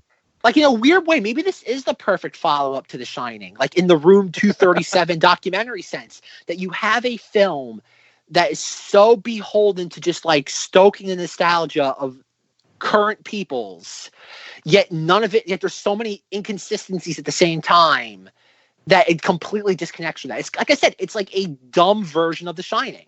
Where The Shining's inconsistencies enhance the film, this film's inconsistencies drain it of substance. Absolutely. What little substance it has. You mentioned Room 237. Now I'm thinking I should have done that as my opening joke instead of the face-off thing. I should have been something like, we saw Dr. Sleep early, and Zach and I clearly think it's about the Holocaust. It's about the plight of the Native Americans. Yes, yeah. Did you know that Ewan McGregor faked the moon landing? Dear. Oh, the moon room. See, maybe. Hey, Rob, maybe that is the moron room. The moron. Yep, the moron room. That's where the film ends. The thing about the final confrontation between Ewan McDonald and Abracadabra happens in the moron room.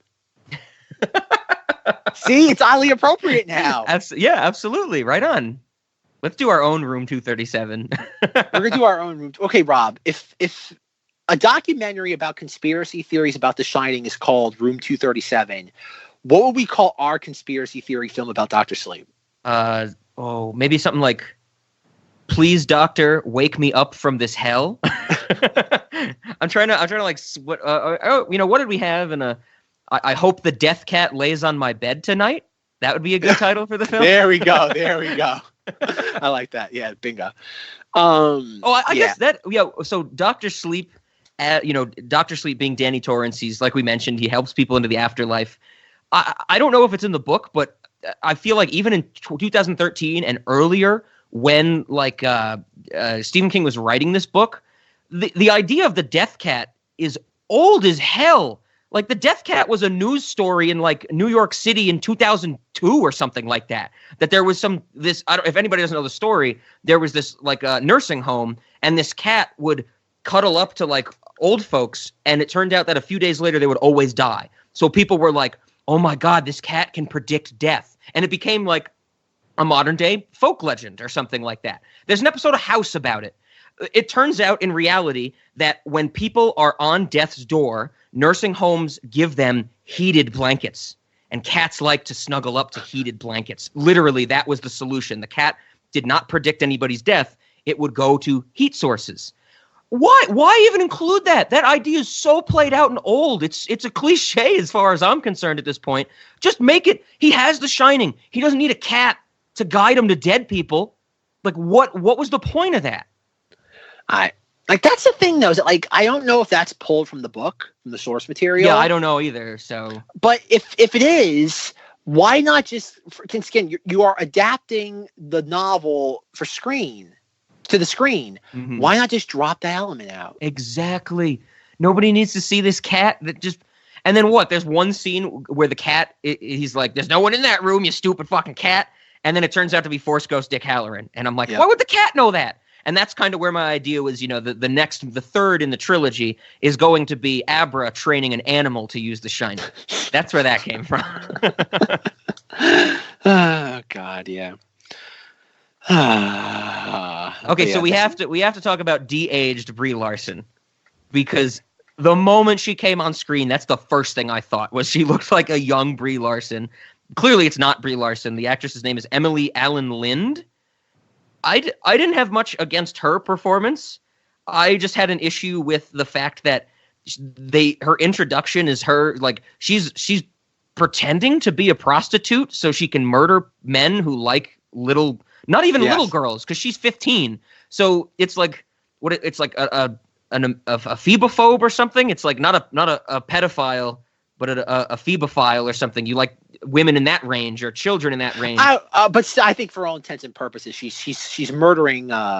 She's ruining the lives of pedophiles. I think. Sure. Anybody under the age of consent, I think, is probably the mark there. And it's introduced where she has the power of suggestion, so she tells the guy to go to sleep. She's like neuralizing him, which is, I guess, how her power works. She's like, "Go to sleep," and then I'm going to implant memories. And she like pokes 2 holes in his cheek. And she's like, "You're going to tell your wife that you got a snake bite or something." And then she leaves. She's confronted by Rose the Hat. And Rose the Hat is just like, "Oh, you're snake bite Andy." And I'm like, is that what the newspapers are calling her? Is that what Rose the Hat's calling her? Where did this come from? And then it's established that snake bite, that's how, of course, in the movie, that's how we get our introduction as to, how people join this group, the True Knot, and blah, blah, blah, blah, blah.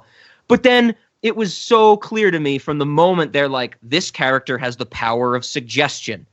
I think I really want to do the research the power of suggestion as a telepathic ability is not new. It's been around forever. You know, Jessica Jones, first season on Netflix, Killmore or Kilgrave or Killmonger, whatever the villain is, he has the power of suggestion. There's like 6 characters on Heroes that have the power of suggestion.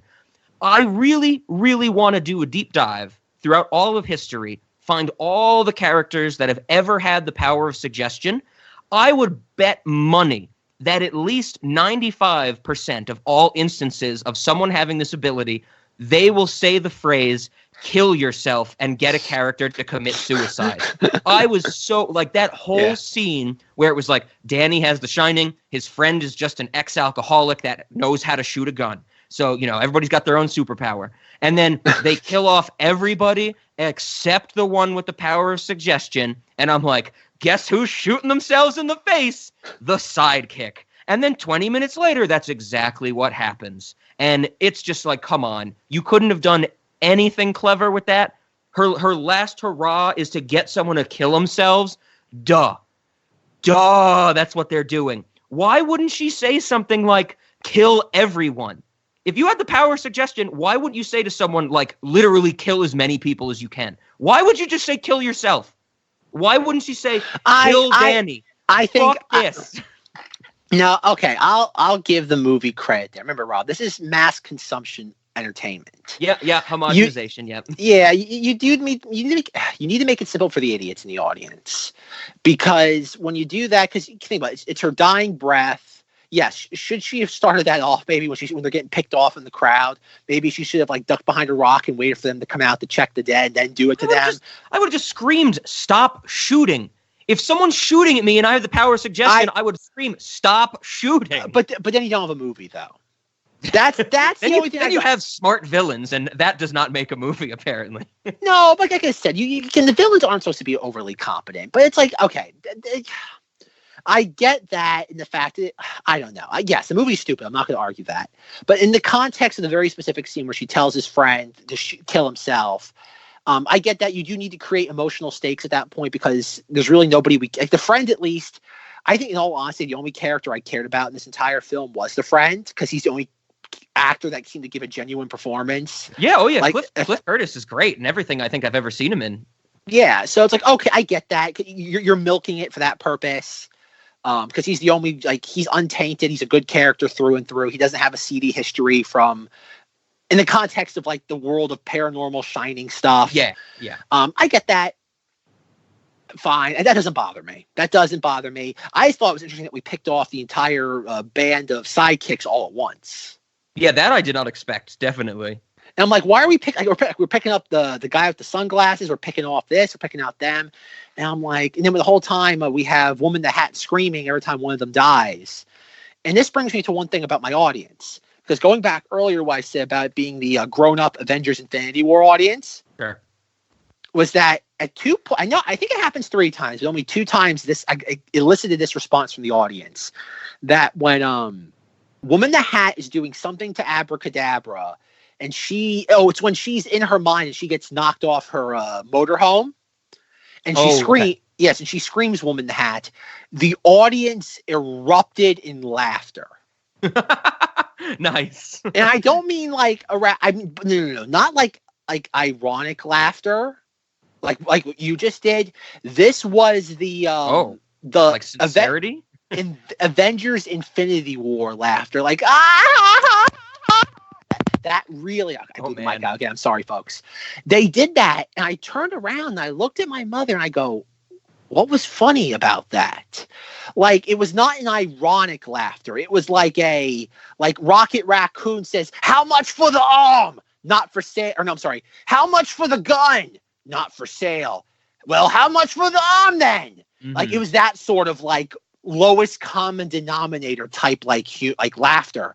And I'm like, what the hell was that? And then the second time it happens is I think when I don't know for sure. I know the first time is when she gets knocked off her motorhome. The second time I think it might have been all of her sidekicks are getting picked off and she's screaming on top of the motorhome again. Okay. And every time they pick one of them off, she starts like, she has like that banshee like scream, and they did it again. Ah!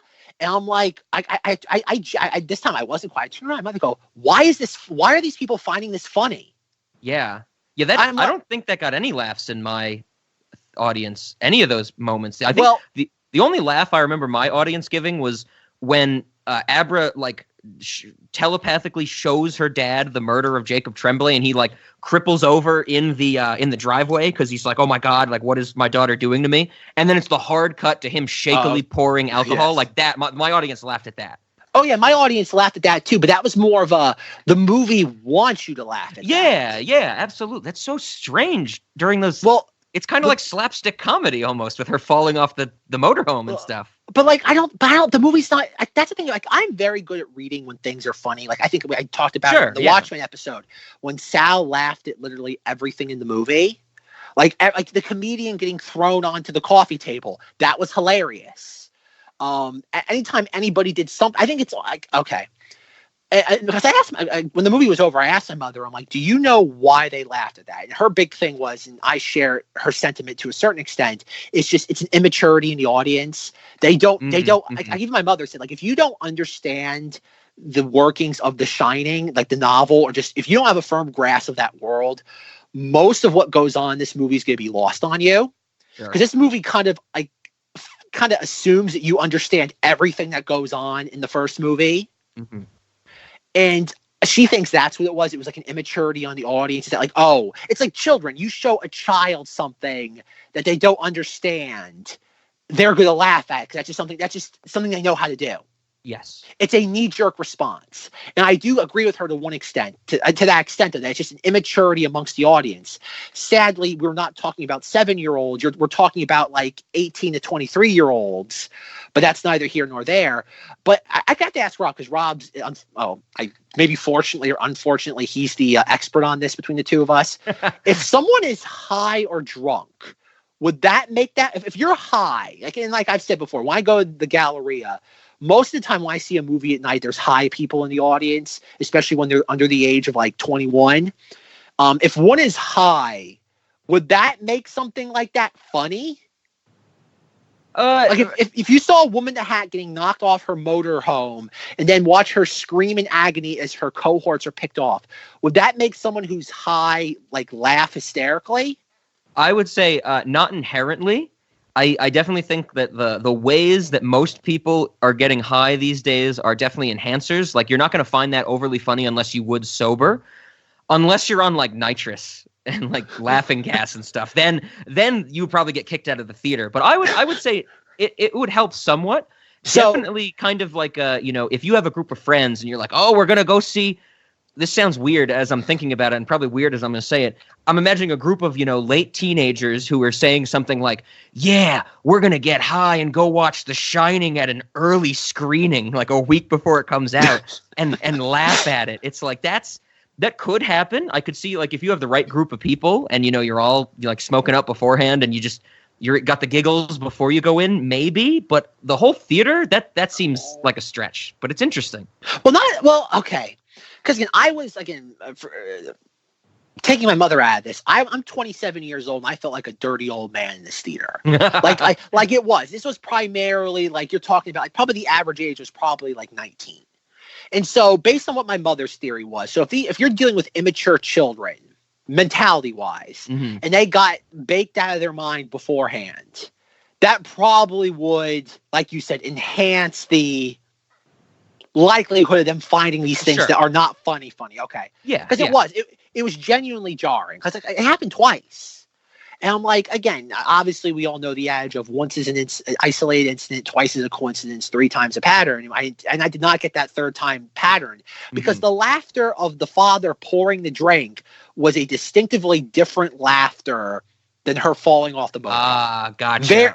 Very different. Because I even thought they were going to laugh when she's at the grocery store, which is hysterical, watching our villain shopping for groceries. That's just, like, nothing kills the vibe of a villain. Like, everybody knows that famous scene in The Exorcist where Reagan is shopping for groceries in between her Exorcist sessions. That's my favorite scene of The Exorcist. But I thought the scene where she's staring into the dairy case of, like, like the vegan, like, soy milks and like the refrigerator cabinet like explodes. Yeah. I started to chuckle at that because I thought that was hysterical. Like I wasn't guffawing at it, but I started to chuckle at it. But when that happened, they didn't laugh. Oh wow! That's what you surprising. think. You think your villain like looking into a refrigerator cabinet and exploding and throwing her across the store. The people who thought a woman falling off a motorhome was funny, you think that would be in the same line as that, but nothing.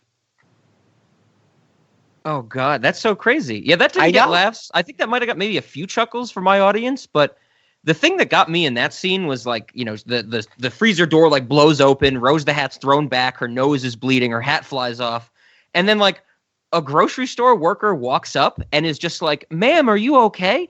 Any grocery store worker would be like, "What the fuck did you just do? Like, how did you destroy 2 shelves of milk?" Yeah. Yeah. It's in all honesty, I can't imagine like the person being, I'm not even mad. I'm more impressed now that I think about it. Yeah. How did you do this? Yeah, I'd be more amazed than anything else. Like, ma'am, can we talk to you for a moment? Yeah, I don't know. Like, if only that were the only inconsistency in that film. I have another quick thing about Rose the Hat that I hated. Sure. I'm sure Zach did not pick up on this, but there's a few scenes where we see Rose the Hat and she's talking to other members of her gang, the True Knot, and she is wearing a shirt that says Red Clay Strays. And Red Clay Strays is a band. They're not very popular. They don't even have a Wikipedia page, I think. So they're rare. They're very new, but they have a following. I think I got to see them once at some like weird small festival in Ohio. But I was like, why the hell is she wearing a Red Clay Strays shirt in like 2 or 3 scenes like that? No one knows that band. I stayed through the whole credits to see if there was any mention of Kubrick in the credits, which there wasn't.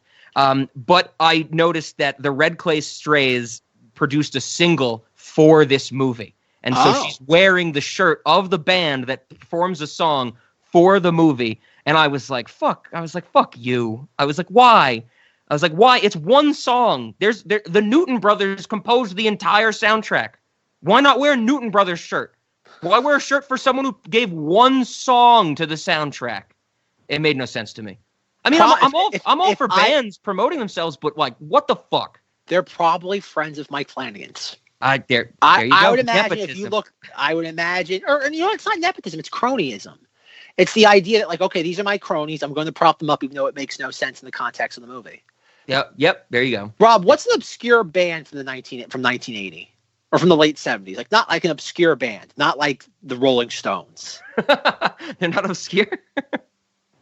Obscure band from the 1970s. It can be obscure even to me, as long as it's not like the Rolling Stones or just give me some. I don't know, like Sparks. You ever hear Sparks? Perfect. I'll take that. Okay. Imagine in The Shining, instead of Danny wearing the Apollo 11 sweater, he had a Sparks shirt on. And imagine how everybody has all these theories about the Apollo 11 sweater. Imagine that, but it was just It's because Kubrick knew the band, the Sparks, and he wanted to help them out. Okay, gotcha. Like that's what I mean, though. Is that, like, that's the thing about this movie. This movie is almost like the antithesis to The Shining. Yeah.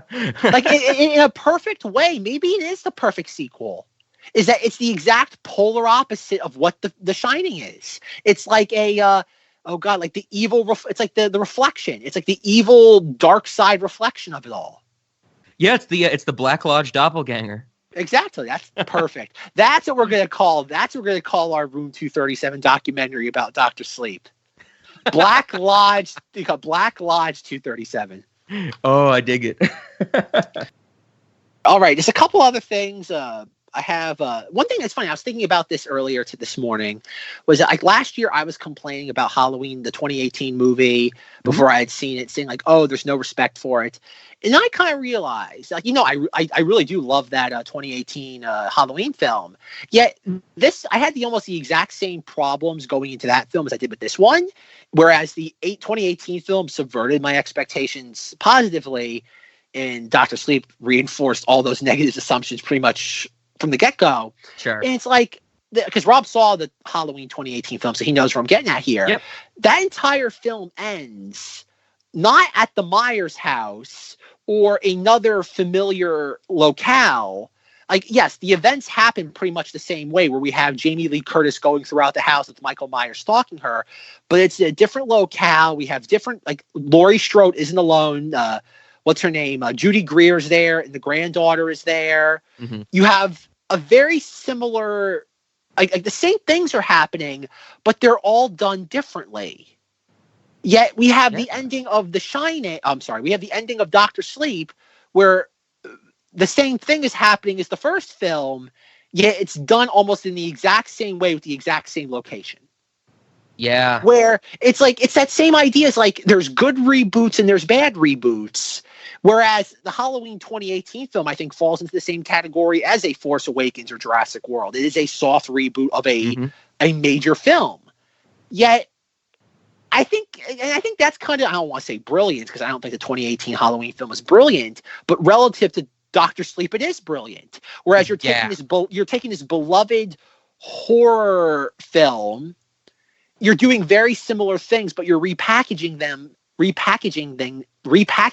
enough that it doesn't feel derivative, at least at the surface. And I think that's a great example. I wasn't even thinking of the 2018 Halloween, but I think, just even in comparing, like you did on that maybe grander scale, I'm thinking of just like we were mentioning with Dr. Sleep in that opening scene. It was so it didn't do what it needed to do to set up our villains. It played off like Jurassic Park 2.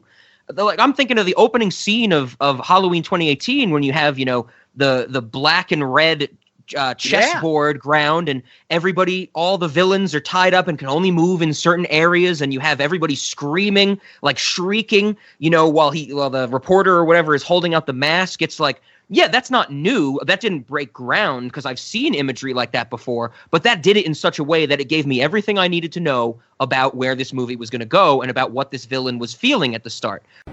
I borrowed something from a friend at the Attorney General's office, Michael.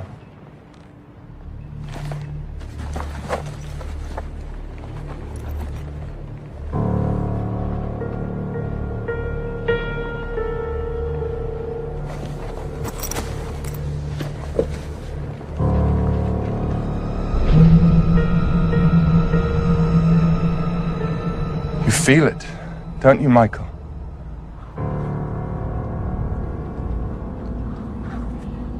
You feel the mask.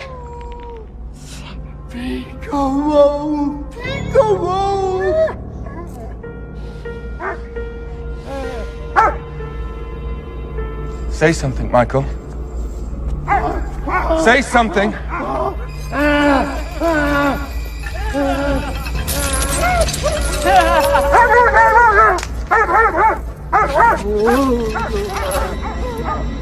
You can feel it, can't you?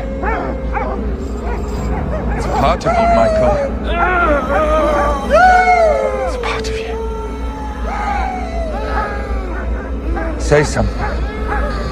Say something, Michael.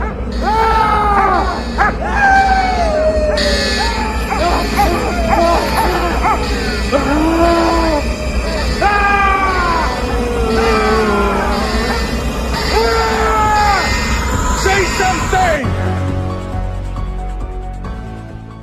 Where this Dr. Sleep was just like, hey, there's bad guys in this movie. And then after the title card, hey, there's also good guys in this movie. And it's like, we know that. We understand basic concept of cinema. Ugh. Well, yeah, like even the very first shot of this is it's a dream sequence. It's literally retelling us the events of The Shining. Yep. We get the big wheel ride, which I don't like. Yeah, because they fucked up when he goes at the very start, like in room 237, they make that big deal about how just in the corner of that exact big wheel ride, you can see the Colorado room and the stained glass windows, and they fucked it up. You can't see shit in Dr. Sleep. I see a curtain. I could see part of the lounge. You could see part of the lounge, but there's no stained glass window. It's a curtain. Oh, it's not that. Oh, it's a curtain? Okay. Yeah, it's literally like they didn't build enough of the set to even pull that off. Later on, when he loops around, you do see more of the lounge, but that first one, it is very different. Okay, fair enough. I was talking about the loop around. Yeah, it's like at the beginning of the ride. They fuck it up. But the thing about that, though, is that like that when they did that sequence, I would imagine what they just had was they had a kid on a tricycle with a green screen.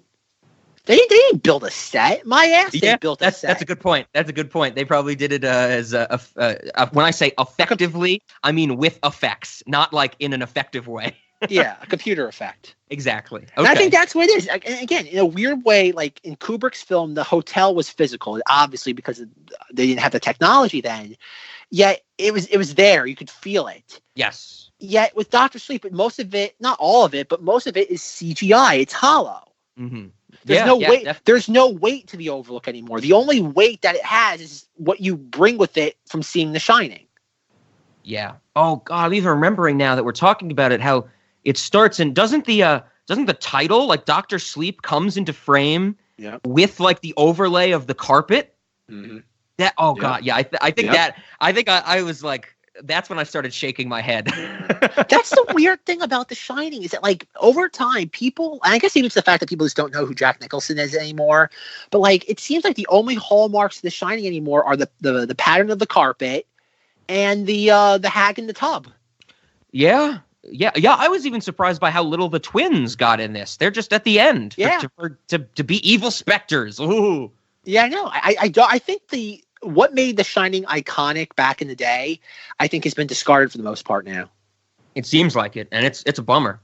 Yeah, I don't know. But one thing I just want to point out about toward the end when we have Abracadabras running through the hotel and the Ewan McDonald is Jack Torrance is chasing after her, and we have the party guest with the gash in his head with the drink. Nice grand party, isn't it? And whoever this actor was. And again, I blame the actor here, but I do blame the filmmakers as well because they probably did a couple takes of this. We have to do a cut between the Shining audio.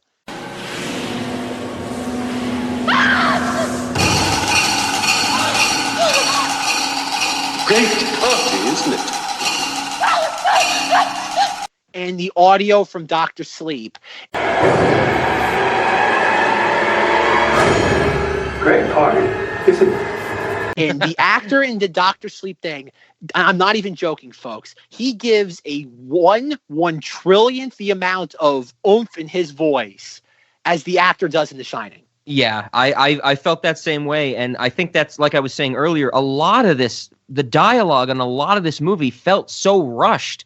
And that's how I felt about that scene. Because he's like, it's like they just need to cram it in there where he's like, great party, isn't it? And it's like, no, that takes away all of the meaning that one shot had in The Shining. Mm-hmm. And that's and guess why it's there. It was designed to be. That's the thing about this. Like I think everything that's wrong with this movie, maybe not all of it 100%, though, but I think the majority of it is tainted intentionally so. Yeah. I like to imagine that like when Stephen King was watching this, like the very first like time he got allowed to watch it, and pretty much, I'm not saying a rough cut, but like the first time they screened it for him, he probably just started laughing maniacally. Yeah, I could totally see that. Like I'm that's kind of how I'm imagining as well, where he's doing the he's watching this movie and between laughing maniacally, he's doing the Mr. Burns finger touching. Excellent, everything's coming together. And like in the back, the producers and the filmmakers were like pulling their collars, like sweating bullets, and at the end, they're like Stephen King jumps out and he's like, "Guys, fantastic film, perfect." But Mr. King, you were laughing all throughout it. Oh, you wouldn't understand that. But there's something you want to change? No, perfect. Don't change a thing. So you think it all makes sense? Clear as a bell. Smithers, send it to print. Yeah, exactly. Oh God, yeah. But like that whole thing about just the great party, isn't it? I'm like, you've ripped the soul out of it because it's so hollow. Like It reminds me like when Rob and I talked about like The Last Jedi a couple of years ago, like at the beginning of The Force Awakens, where like the Star Wars like sound comes in, the ba ba ba ba ba, and like The Force Awakens and Last Jedi one sounds so hollow compared to the George Lucas era ones. Mm-hmm. And I think that's intentional. I think it was designed like that's why I don't blame the actor entirely. In that I think it was intentional. I think they deliberately. The actor's probably like, "Oh, I probably can do a better take." No, we're good. But I can do it better. We're good. And that's what it is. It's like they know what they're doing. Like, and that's the shame of it all. But like, this ties into one of the things I did want to bring up. And again, obviously, if you've listened to our Shining episode, you heard us talk about how, like, in all the marketing, there's so much imagery from the 1980 film.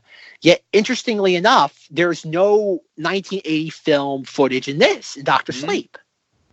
So yep, that's exactly why I stayed through the credits. I was really looking to see if there's any Kubrick mention, because they would have to, and there's not a single word. Because it's all them. It's all recreation and bullshit. Mm-hmm. And that's what I'm wondering, is that we talked about it, that in Stanley Kubrick's probably contracts for this, he probably had a line or a clause that they couldn't use any footage from the film without his explicit permission. Yeah. And that's what, and they probably, Warner Brothers probably found a loophole in that they probably could use it in the marketing, but they can't use it in the final product. Or it could also be a Directors Guild rule. There's probably a Directors Guild rule that says you can't use another filmmaker's footage in another film without their explicit consent. Yeah, it could be. It could have been in Kubrick's contract. It could be a DGA rule. I don't know.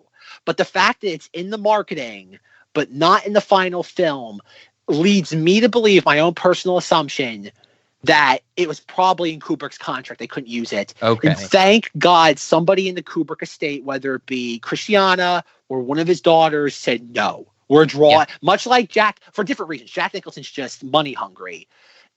The Kubrick estate said no. We are not going. We don't care how much of a check you write. We're not going to do this. Yeah, my father would not want this to happen. Yeah. And I think that's we're in agreement with that, is because, you know, when I sat through the credits and looked for any mention of Kubrick and there was none, I was kind of like, that was the one part of the movie where I was like, thank God, like, good. This should not have any ties to the original in credits. People will hopefully one day realize that these are two separate entities, but only time will tell. Yeah, hopefully. Because what's going to happen? Because even like we said, his widow's like 90 something, and his daughters have to be at least like 60, 70. So it's only a matter of time until the grandkids get in charge of the estate. They're just going to say, you know what? They want to use the footage as long as the check has enough zeros. Oh God, well, that's going to happen eventually. It's like the thing that happens every once in a while with George Lucas in the unaltered original trilogy. Like, once he's dead, you really think when Disney goes to his children and says, "We'll write you a check for $30 million to have the unaltered ones," they're not going to say no. They'd be stupid. Yep. That's what it's going to happen. That's the thing. It's going to happen eventually. I guess we just have to appreciate that it's not happening just yet. Yeah. It's hopefully we're dead before the world goes completely to shit. Oh dear. But I have a couple other things I just want to say, and they'll be brief. Is that one thing at the end, reading the ending of the Shining novel, that I didn't know this happened, is that when Jack is going after Danny, he's chasing him with a roquet mallet as opposed to the axe. Oh, okay. And one thing that toward the end of the book, what happens is that Danny's trying to get through to his father. And while this is happening, the hotel realizes, like, oh, we have to frighten Danny. So obviously they've possessed Jack Torrance. So they have Jack take the mallet and literally smash his face in until it's just like, oh God, it says in the book, it's one of the very few scenes that's genuinely horrific, that there's nothing there. It's just like his face is like a puddle of just like flesh and bone chunks. Okay. And toward the end of this film, Dr. Sleep, I was thinking maybe that's what they were going to do to Ewan McDonald. Oh. Kind of go for another scare, even though he has the axe. I was hoping maybe he'd have some sort of like blunt object, maybe like the Wendy bat, maybe again, another tie into the film, the Wendy bat, and he hits himself in the face and it disfigures him that way. I thought that'd be a really like creepy, ghoulish visual, and they didn't do that. Considering they copied the ending from the novel almost perfectly, that's one part of the novel they did not keep. Okay, geez. Which unfortunately is one of the more interesting aspects. So of course they said, nope, can't have that. Somewhere in the screening room, like after we said Stephen King watches Dr. Sleep, and it's like, so anything you want to change, Mr. King? Oh no, it's perfect the way it is. And he's about to walk out of the room and goes, hold on a second. You know that scene where Ewan McDonald disfigures himself? Cut that out. Well, why, Mr. King? Just have his regular face, handsome-looking guy. It'll work. Yeah. Well, what should we do? Just glaze over one of his other eyes. It'll be fine. That's fine. I guess the idea across. Oh, Lord. And then just again, I did like the Jacob Tremblay scene. And there's one other piece of filmmaking I liked was that I forget what I think it's when Abracadabra is having one of her visions and she sees their little like caravan of like motorhomes. And we get like that like bird POV shot and we see them like going around circling and stuff. Yeah, she's like following them somehow, like Rose the Hat can do, but we get that overhead shot. Okay. I thought that was neat.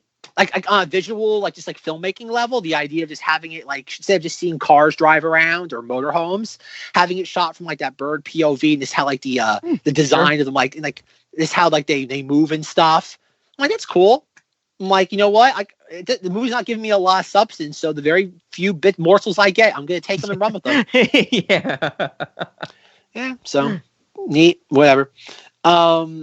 Yeah, I think that's it. The only thing I guess, again, one of the many inconsistencies in this film that I just want to bring up is when Abracadabra's father dies. Mm-hmm.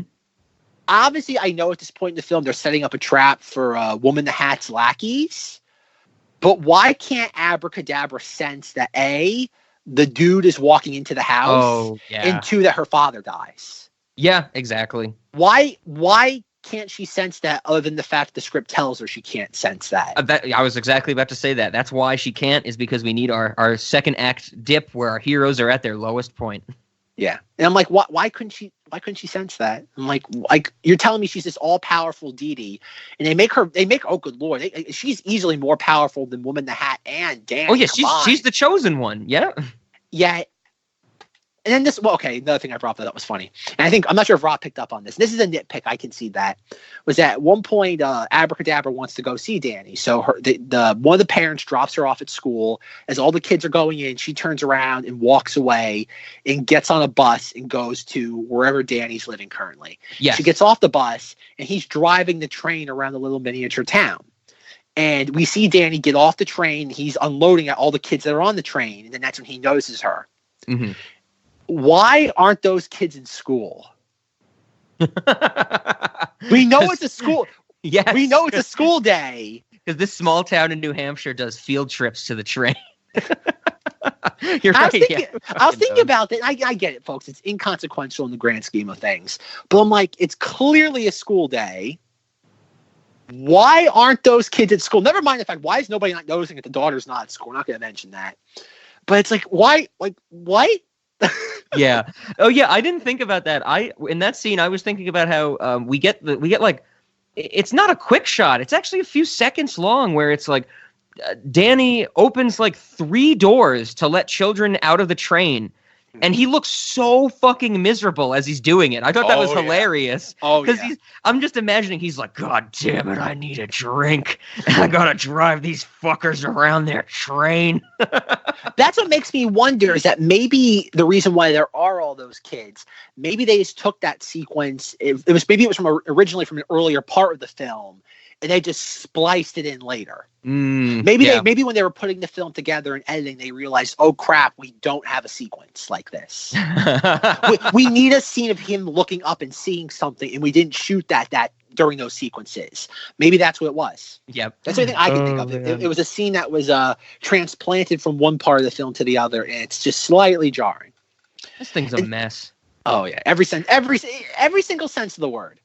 And then the other thing I thought was funny was that the reason why Abracadabra sends Danny and Billy to Iowa to go find the remains of Jacob Tremblay. She's like, his parents are looking for him. They need to know what happened to him. And then she says this, but earlier in the film, she somehow because they kill Jacob Tremblay just for the sake of argument. Let's say it's on a Saturday or a Sunday afternoon. Mm-hmm. He's at his Little League game. And then not even less than 24 hours later, she's on the computer and his picture and name is already in like an FBI database for missing children. Yeah, and on that screen and that printout, it says that he went missing September 21st, 2019, which is a Saturday. Okay. So there's no way a missing persons on the database is showing up until like a week from then. Never mind, they won't let you file a missing persons report for a child till 48 hours? 48, yeah. Exactly. Unless you know somebody in the FBI. Well, that too. But I like the idea that he goes missing on a Saturday afternoon, And by like, and never mind, because it also doesn't make sense either because she's at school the very next day. Mm-hmm. Yep. So it doesn't even make sense that it's a Saturday. No, nothing makes sense. Maybe this film really is like the Bizarro Shining. That's what it is. That's what we're going to call our documentary. Bizarro Shining. The Bizarro Shining. That's what it is. You take all the theories from Room 237, except the same things happen here, but it's stupid. Yep. Oh, yeah. That's what it is, folks. The Bizarro Shining. That's Rob and I's. Cinemoddities presents The Bizarro Shining. Yeah, look for the crowdfunding campaign soon. Yes, on Kickstarter right now. Link in the description. Please donate. Oh, God. But I guess before I read the Twitter reactions, sure. I told Rob there's even more stuff I have to bring up regarding The Shining. In our 4-hour-long episode, there's things that I didn't cover that I forgot to. The first being that, think in Ready Player One, there's the entire portion of the second act that takes place in a recreation of the film. Mm-hmm. And I was watching that, and I remember when I knew before Ready Player One came out in 2018. I remember people saying there's a great part in the middle of the film that was not advertised at all in the marketing. And so I remember when that happened, when I saw that film in theaters, and I thought it was the coolest goddamn thing ever. Again, another instance of hearing the Shining theme like on a giant sound system. And the Ready Player One snippet of The Shining is more respectful to The Shining than the Dr. Sleep follow-up film is. That's deliberately trying to recreate things. That's embarrassing for people involved in Dr. Sleep. The only thing I have to say, though, two things about Ready Player One in that regard. One, again, that was directed by Steven Spielberg, and we all know Spielberg had a personal relationship with Kubrick. So obviously there's going to be an infinite, much more, there's going to be more respect there than the makers of Dr. Sleep. Which is weird. They're both WB. They're both Warner Brothers films, which is interesting. But that's neither here nor there. And it makes me wonder too that maybe the reason why that sequence wasn't any of the marketing was because of the thing with Kubrick, or maybe it was. No, think about that. No, wait. If Dr. Sleep could use the Shining footage in its marketing, why couldn't Ready Player One? Maybe they could have, but I don't know. Would that they chose not to? Yeah, that's what I'm thinking. I still haven't seen Ready Player One, but I remember some of the marketing for it. Would that have added anything to the concept of Ready Player One? It's a hook. It's like it is a hook, but I mean, maybe they didn't think they needed that hook once, because didn't the marketing show the DeLorean, the Iron Giant, like it showed so much other hooks. But the thing about this, like Ready Player One, I like Ready Player One as a movie. I don't think it's like a lot of people give that movie grief, but I think for what it is, it works. But that whole movie is just hooks. Everything's a hook. Mm-hmm. Yeah. So why not have a Shining hook? Fair. I don't know. I would imagine there's at least one person on the face of this earth that would have seen a Shining bit in the marketing. Probably would say, "Okay, I'll buy a ticket." Yeah, that's a good point. Including that is kind of more of like coming at it from all angles. Yeah. But the thing I find I forgot about this moment in Ready Player One, and hopefully I can insert the clip, is that the Shining sequence is the second challenge to get the key, or the second key in the lot of getting all three of them. Oh, and, yeah, they take out War Games because it's War Games in the book, it's The Shining in the movie. Yes, but the clue is a creator who hates his own creation. And there's a line of dialogue from the main characters going, "Of course, Stephen King hates The Shining." Right on. And I started dying. I completely forgot about that line of dialogue. I'm like, you know what? Bravo, Steven Spielberg, you did it. The characters act, because the clue is a creator who hates his own creation. They say, "Of course, Stephen King hates The Shining." Curator, can we see November 23 to 27, 2025? That's the week you went on the date with Kira.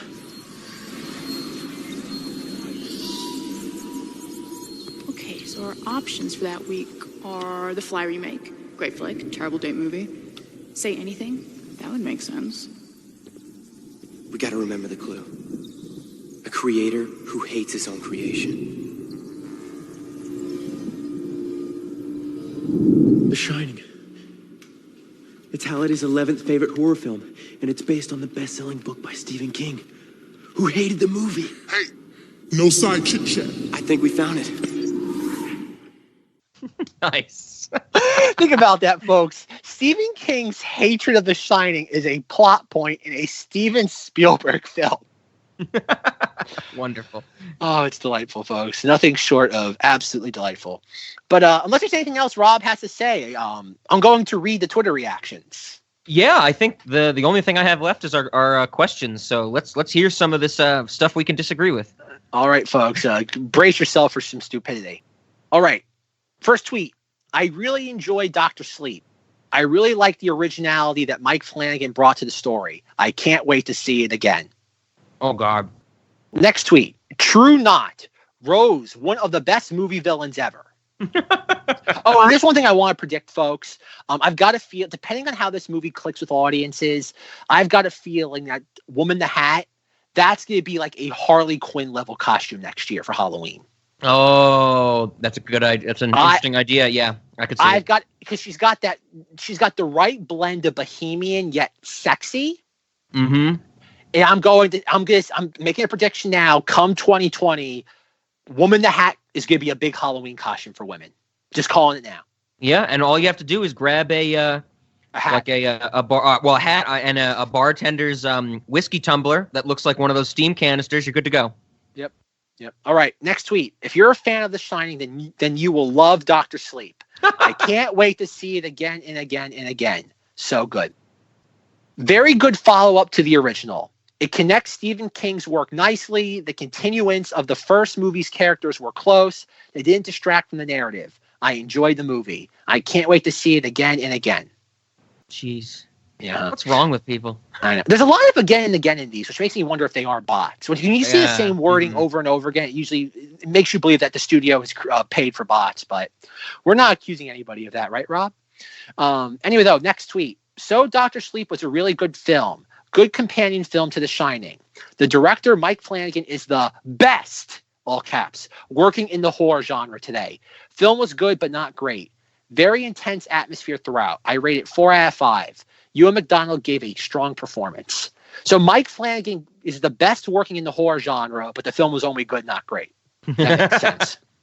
Don't you love these inconsistencies? That people don't think about what they're writing. Exactly. All right, next. Loved it, all caps. Acting is phenomenal. Sound design is awesome. And it's a great homage to the original. Mike Flanagan is seriously one of the best horror directors working, and he furthers that with this film. He has such a grasp on the genre. It's something special. Once again, very similar wording to a previous tweet. Makes you wonder if it's possibly a bot. The nerd. Okay, this is from an account called Nerds with Friends. The nerds got to see Dr. Sleep tonight. Awesome move. Oh, okay. 19 means something. The nerds got to see Dr. Sleep tonight in Theater 19, no less. Awesome movie that does a great job combining the movie and book worlds. Whether you're a King purist or a Kubrick fanboy, you'll love this movie. That's a lie. That's a lie. Yep, I was about to say, we're living proof. I want to say right now that if you are a Kubrick purist or fanboy, or whatever name you want to give us, you should hate this film. Because this movie is, like, if Stanley Kubrick is not turning over in his grave right now, and especially next weekend, I don't know what, folks. All right, next. Dr. Sleep was great throughout the whole movie. It met the greatness of its predecessor and did the book justice, a little different, but in a good way. Next, Dr. Sleep is still just as great the second go-around. Yeah, I know this person apparently saw it twice. I don't know how you see that before the film's out at a preview screening, but... And the weird thing, too, is that the see it on the East Coast at 7 p.m., then fly to Colorado to see it at 7 p.m. Is the Concorde have any flights? Sir, the Concorde hasn't flown in a decade. I need to see Dr. Sleep again, quick. Yeah. And the weird thing, too, is that the premiere, the Hollywood premiere, was literally the 29th. Oh, so okay. So unless this guy went to the premiere and then bought an early advance ticket, I don't know. I don't know how he did this. Sure. All right, but continuing his review, intense, thrilling, and such an interesting dive into trauma, grief, and loss.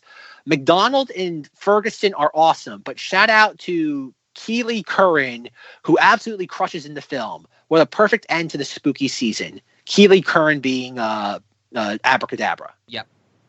The Shining is one of my top 3 favorite horror movies of all time. So you could just imagine how hyped I was to see Dr. Sleep, and it definitely did not disappoint.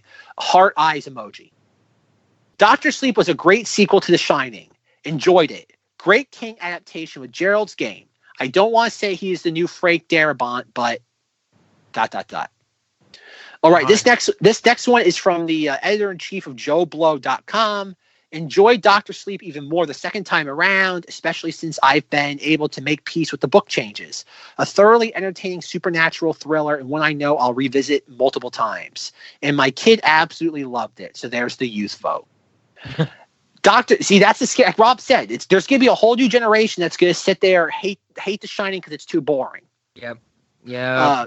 Next, Dr. Sleep is one hell of a movie. I don't know if I'm more excited or terrified, but I'm not going to get much sleep tonight. Hats off to Mike Flanagan and Stephen King. After being let down by It Chapter 2 and Pet Sematary, a King adaptation finally delivered this year with thrills and emotion.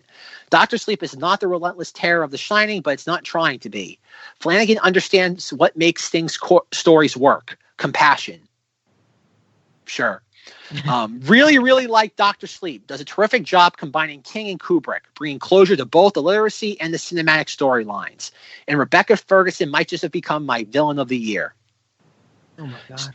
It's as if there's like somebody pumped carbon monoxide into these certain screenings in the country. Yeah. Fandango, we have a question for you. We have to reach out to Fandango. Be like, are there certain screenings where people had to inhale carbon monoxide for a certain portion of the screening? Yeah, I didn't. It seems like everybody was like buzzed during this. I didn't get anything from the theater. Come on. I know. So, Dr. Sleep is very long. The pacing is incredibly slow, and the story is all over the place at times. Thankfully, the cinematography, score, and performances in Mike Flanagan's direction keep this thing occasionally interesting. Occasionally. Oh, God. At least that one's not glowing like the others. No. That also, I think that came from... Oh. Okay, well, I clicked on this guy's Twitter thing, and all his thing is gun reform now, blank ice. Yeah, so this guy, okay, clearly he has an agenda. Got to see a preview screening of Dr. Sleep tonight. It's really good, a great balance of what made The Shining good and what makes a modern horror thriller appealing to audiences. And then this last review is like a multiple thread tweet, but I think this is the type of response you're going to get. This is from a very particular, I would say someone who's not particularly, that doesn't shine, but they are very woke. Okay. As far as Dr. Sleep itself goes, I have mixed feelings. It has Zahn McLaren in it, so that's a +1 from the start. Rebecca Ferguson and Kylie Curran and Ewan McDonald shown. No nails on the chalkboard female characters in this movie. Some really good bits paying tribute to The Shining. Some really, really, really horrible imitations with the second, just taking me out of the movie completely. Thankfully, one scene and done. Not enough McLaren. Some really great possessed scenes, a la Loki as Captain America. Isn't that sad now that's what somebody considers as a admirable benchmark, referencing a comic book hero movie? That's terrible. Like, that's insanity, folks. Folks, if you ever compare a movie to a Marvel film in a positive, you don't understand movies. I'm sorry. Overall, glad I saw it and will likely see it again. Not necessarily in theaters due to multiple repeat viewings of JoJo and Parasite. Not necessarily super scary, though there is one horrific scene. There is one awful thing in it that then gets forgotten about once it serves its purpose. I only fully saw The Shining when it was re-released. Between the horrible Duvall character and the fact I had seen all the scary bits a gazillion times, it just felt long, boring, and or pissed me off. Oh, God.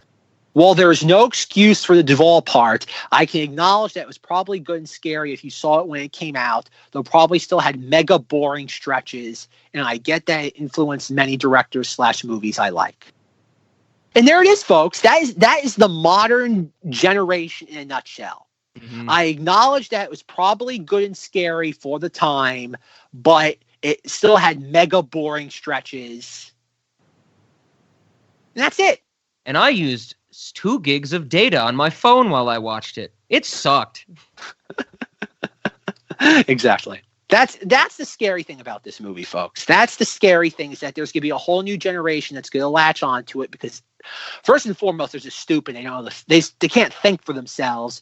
And 2, they have some warped agenda that they're going to just overlay on this film. Exactly. Woman that has a better female representation than Shelley Duvall. But Shelley Duvall defeats Jack in the end. Yep.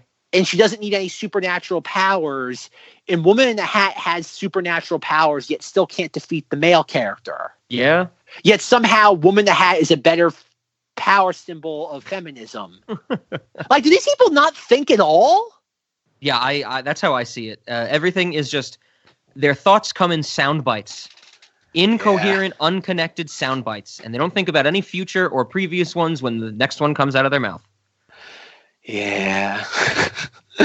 Oh boy! And one last thing about The Shining, and we're putting a final nail in the coffin on Shining talk. Until next week. No, Rob. We know there won't be that much. Until Thursday. Yes, until Thursday. In that, in Blade Runner, I know Rob's never seen Blade Runner, but at the very end when Harrison Ford and whoever her name is, I forget what her name. I can see her, but I can't think of her name. When they're driving through the woods. That was footage from The Shining. That was all B-roll. Yeah. And whoever it was, Ridley Scott asked Kubrick if he could use the footage, and he said, as long as you don't use anything I used in my film, go ahead. Which goes to show that Kubrick did keep extra stuff. Yeah. Which proves, like, think about it, if he had a bunch of just like B-roll of like people driving in the woods, why wouldn't Kubrick have kept the Ullman scene? Which means it's there. Which means exactly. Leon Vitali's a dirty liar. That's right. See, folks, I think there's one last thing about Dr. Sleep is that Leon Vitali, anytime someone says something about Kubrick or any of his work, is jumping through a window to contradict somebody. Where is he now? Why isn't Leon Vitali right now on some podcast or making a YouTube video calling for a boycott of this? That's a good point. Like, in all honesty, this film is much more squanders the memory of Kubrick and The Shining than Room 237 does. Without a doubt. Where's John Harlan? Why isn't he calling for a boycott? Why isn't he saying what Warner Brothers is doing is reprehensible to the memory of Stanley Kubrick? Where are you? Like I said, in all honesty, folks, if you're listening to this, go find Leon Vitali and John Harlan and ask them, say, like, why aren't you denouncing this? And he's going to give an answer with wads of cash sticking out of his pockets. Oh, dear. All right, Rob. Cinemoddities and/or late night movie. Oh, God. I think I have a hot take. Okay. on our questions. I'm gonna group them all together, and I'm gonna go pretty quickly. You ready? Cinemoddities, no. Late night, no. Snacks. There should be nothing in our restaurant that represents this movie. This is the first time I'm saying this. I did think of snacks, but I decided I don't want to pitch any. I do not want any part of our menu to reference this movie. I think this is something, the first thing we're watching, this is beyond Men, Women, and Children for me. I hated this movie even more than I hated that one. And this, I don't even think, like, if we could blacklist this from the restaurant, that's my thoughts. You should never watch it, so no to late night. You should never think about it, so no to snacks. And homogenization, turning something that was so mysterious and intriguing into a superhero movie, that is not an oddity. That is just the way the world's going. So literally my answer to Cinemoddities is no, my answer to late night is no, and my answer to snacks is no. I know I'm breaking new ground. I don't know if Zach expected this. No, I like it. I wasn't even thinking about that, but I dig it. I'm on board. Fuck this movie. Yes. We went back and forth if we were even going to discuss this, and then we had the chance to release a review early, which I'm glad we're doing. But seriously, this episode of Cinemoddities is just a review. I feel that this should not bleed into our restaurant. Well, I agree with, like Rob said, I don't know how strong we can put in no for Cinemod. Well, late night movie, definite no. But I do think... Cinemoddities, I was on the fence a little bit, and then my hatred just overflowed. And well, the problem, though, is that, like, I don't know if it's a Cinemoddity or because maybe under a certain lens it's a Cinemoddity, because it's just, like, everything, it's so abhorrent in both its reverence and its disdain for what came before it. Like, it's a product of hatred. Like, how many movies, especially like big budgeted films, come from a place of hatred? Yeah, that's it. I can't think of another major like Hollywood film that is like not even just the film. The novel stems from a place of hatred by the person who created it. It was only created in contempt of somebody's adaptation of a previous work of theirs. Yeah, Stephen King sure did let the hate flow through him, and it shows.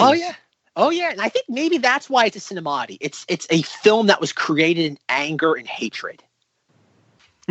as for in addition to the restaurant, I'm going to say we're going to have a much like in Amanda Show sketch, we're going to have the Dr. Sleep platter. And what it is that you order it, someone comes out with a axe and literally axes you in the groin. That is the Dr. Sleep platter. They nick your femoral artery. Yes, that is the Dr. Sleep platter. It is it's an axe to the groin. It's it's basically the suicide booth of the restaurant. More or less. And the waiters advise you don't want to order this. Nothing good can come from this. Yeah, if this does bleed into the restaurant in any way, shape, or form, it has to involve our waiters and our staff telling people, don't order it, don't watch it, don't think about it, remove it from your brain. Yes. Imagine this, like our waiters pulling you aside, much like Mr. Grady does to Jack in The Shining in the bathroom. Our waiters will pull you into the bathroom and tell you, like, you don't, like, this is dangerous. Did you know that your son is trying to order the Dr. Sleep? You need to bring a stop to this, Mr. Torrance. Exactly. Alrighty, Rob, with all that being said, how are we going to wrap up our Dr. Sleep episode? Jesus, can it just end abruptly? Can we? Just a reminder, if you've listened to all of this, don't check out Dr. Sleep, but do check out our Terminator Dark Fate discussion on Knights of Vader later this same week. Yes, there's more resolution to that series. Oh yeah, that's gonna be another fun conversation to have, folks. Just keep one thing in mind: Terminator baby. That's all you need to know. Terminator baby. This is your Terminator baby. Are these your Terminator drapes? Is this your Terminator drapes van? Well, that last one's pretty spot on. Yeah. Is this your Terminator movie? No, it is not. Yeah, exactly. All right, what are we saying? Fuck Dr. Sleep? Fuck Stephen King? What'd you just say? All the above. All the above. We're gonna say okay. 1, 2, 3. Fuck Stephen Dr. King. Sleep. See, just like the film, folks, we are incoherent. We are not on the same page with each other. Yes. Oh God, I just want to watch Halloween 3 again. Take us back to the good times in months Silver. I do want to say, Rob, that on Halloween last night, as I was cleaning up all my Halloween decorations, I put my guitar amp in my window with the Halloween soundtracks playing, and then as I was cleaning everything up, I put on Happy Halloween on loop. It was on loop for a solid 10-15 minutes. That's awesome. And it was in the audio track, it does have the thing, make sure to tune into the big giveaway at 9:00. And this was all be happening at 8:30. So it was perfect.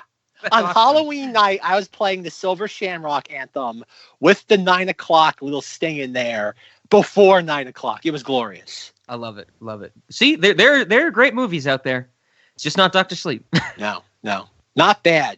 No, what's very, very bad. Not good. Mess you up. Yes. Well, then, to lead us out, I'm glad that we get to start next week our Fansgiving Fanvember series. That'll be a good. Well, I guess a slight change in pace because it might be a horror movie we're discussing next week. Well, I think we never even determined what it actually is. But True. It's not Dr. Sleep, so it gets a thumbs up along just on that. The upswing. We're back on the upswing.